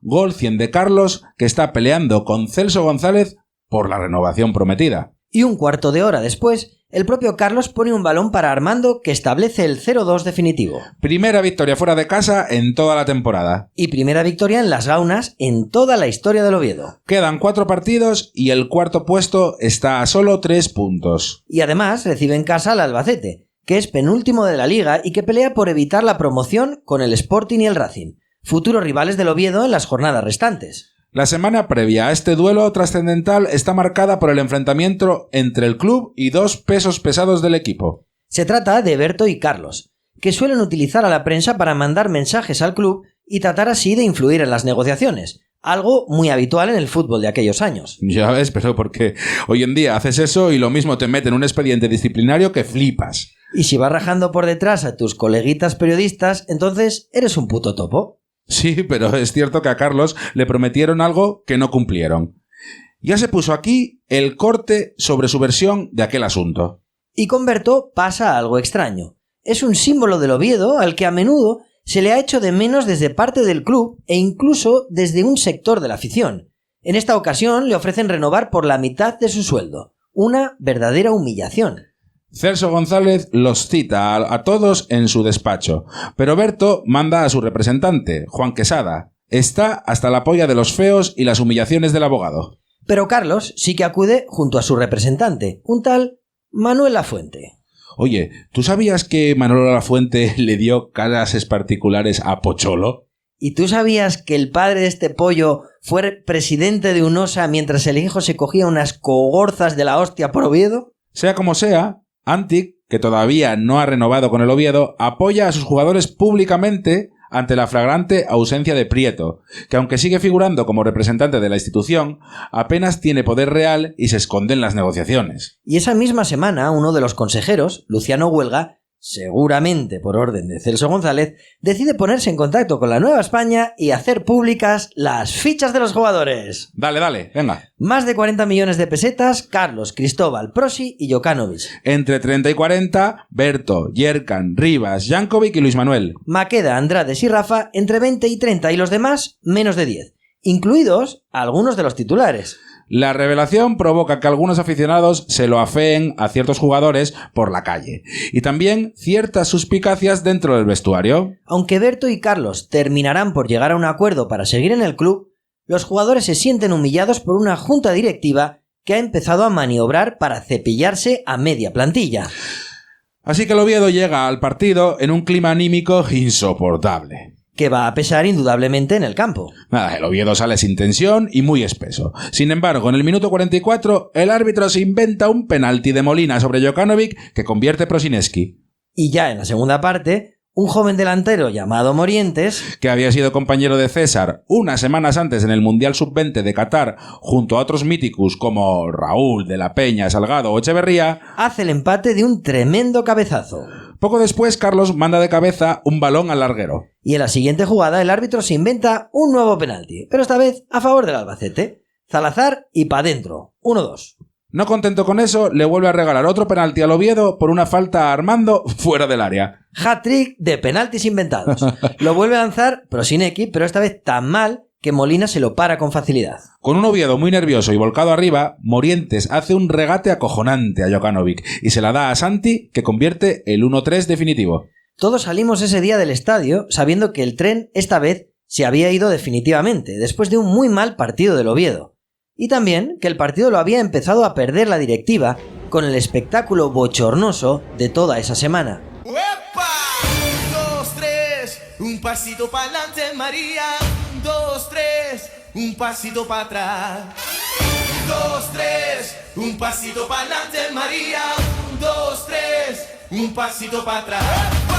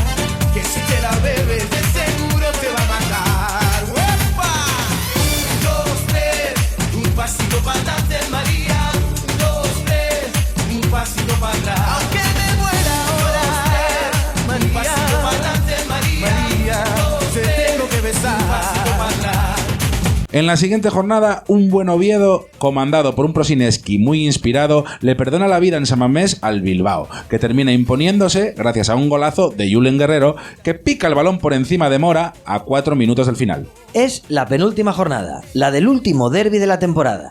Desde el partido de la primera vuelta ha pasado de todo en Gijón.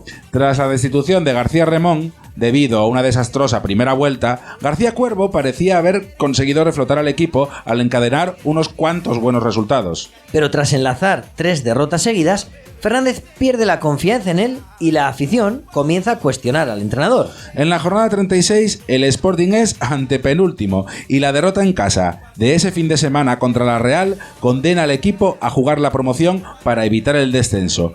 Un auténtico desastre. Finalmente, Fernández convence a Ricardo Reza, exjugador y exentrenador sportinguista que llevaba años entrenando en la Liga Argentina, para que se haga cargo del equipo.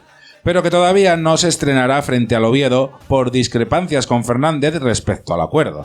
Al parecer, Reza se trajo a un ayudante sin decir nada. Y Fernández le dijo que muy bien, pero que el dinero que le pagaría saldría del sueldo de Reza, a tope de buen rollo. Lo cierto es que cuando visita el Tartiere, el Sporting lleva 4 partidos perdidos de los últimos 5. En Oviedo se ven las caras un equipo que no había sabido pelear por más y otro que podía descender de categoría una semana más tarde. El partido es del Oviedo de principio a fin, pero sin grandes alardes. Es un derbi bajo en calorías y con muy poca mala hostia. En la segunda parte, Prosineski sale de un amago y conecta un disparo de fuera del área que bota envenenado en la zona pelada de césped frente al portero Ramón, que no es capaz de sujetar un balón sobre el que se lanza Oli para hacer el gol de la victoria. Armando podría haber hecho el segundo, pero falla sin portero a 1 metro de la línea de gol.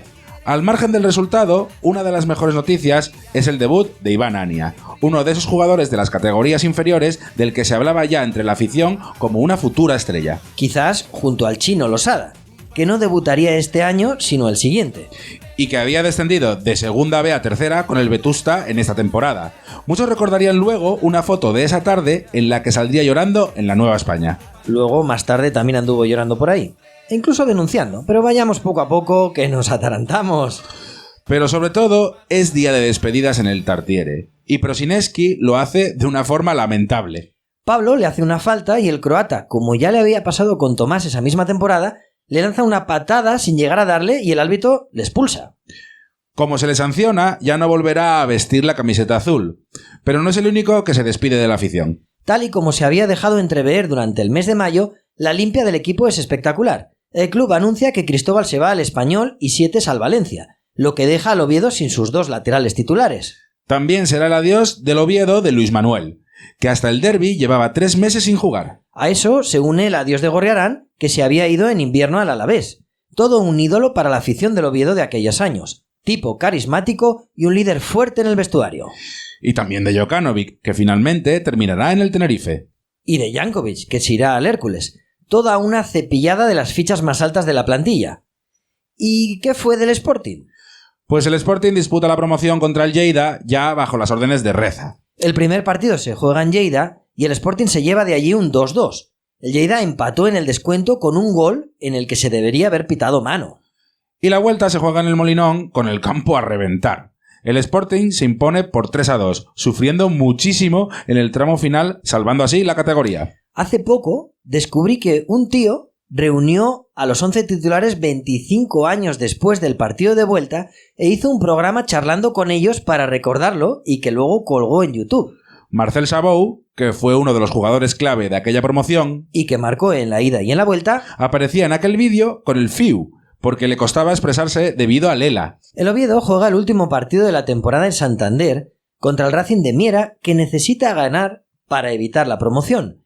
Y está claro que con él en el banquillo rival tampoco se iban a matar para mandarles a la promoción. Así que con un 2-0 en el Sardinero se termina una temporada para recordar, en la que sin duda se podría haber apuntado mucho más alto. A los pocos días se confirma lo que todos temían. Antic, que se debatía entre las ofertas del Valencia y el Atlético de Madrid, se decanta por los colchoneros. El severo recorte de los sueldos se lo ha puesto bastante sencillo para abandonar el Oviedo, en el que dejará un recuerdo imborrable. En esta primera etapa, al menos. Sea como sea, con su adiós se termina un ciclo de buen juego, de tardes de buen fútbol en el Tartiere. La alineación de esta temporada vendría a ser esta: Mora, Cristóbal, Yergan, Rivas, Sietes, Armando, Jokanovic, Suárez, Prosinecki, Berto y Carlos. También jugaron mucho Oli, Andrés, Manel, Maqueda y Jankovic, entre otros. Han pasado los años y sigo pensando que Robert Prosinecki es el mejor jugador que yo he visto en un terreno de juego con la camiseta del Oviedo. Tengo la esperanza de ver a otro que me haga cambiar de opinión, pero todavía no ha sido así. ¿Qué le vamos a hacer? En el momento en el que grabamos esto, hace ya 27 años de aquella temporada y Prosi se ha convertido en una especie de broma de la cultura pop. Alguien congelado en un meme cruel que se utiliza para reírse del prototipo del jugador acabado, deteriorado por los excesos y la mala vida. Vámonos de fiesta. Prosinecki en su nuevo negocio, Prosiquito. Abrázalo y escucha una estrella del fútbol. Vámonos de fiesta. ¿Te gusta? ¿Y si pulsas este botón? Se lesiona como siempre. Fabuloso. Cuando lo pones en el césped, se cansa y se desmaya. Vámonos de fiesta. ¿Te gusta? Y si llamas ahora, llévate el jacuzzi de Prosiquito. Todo es para mí.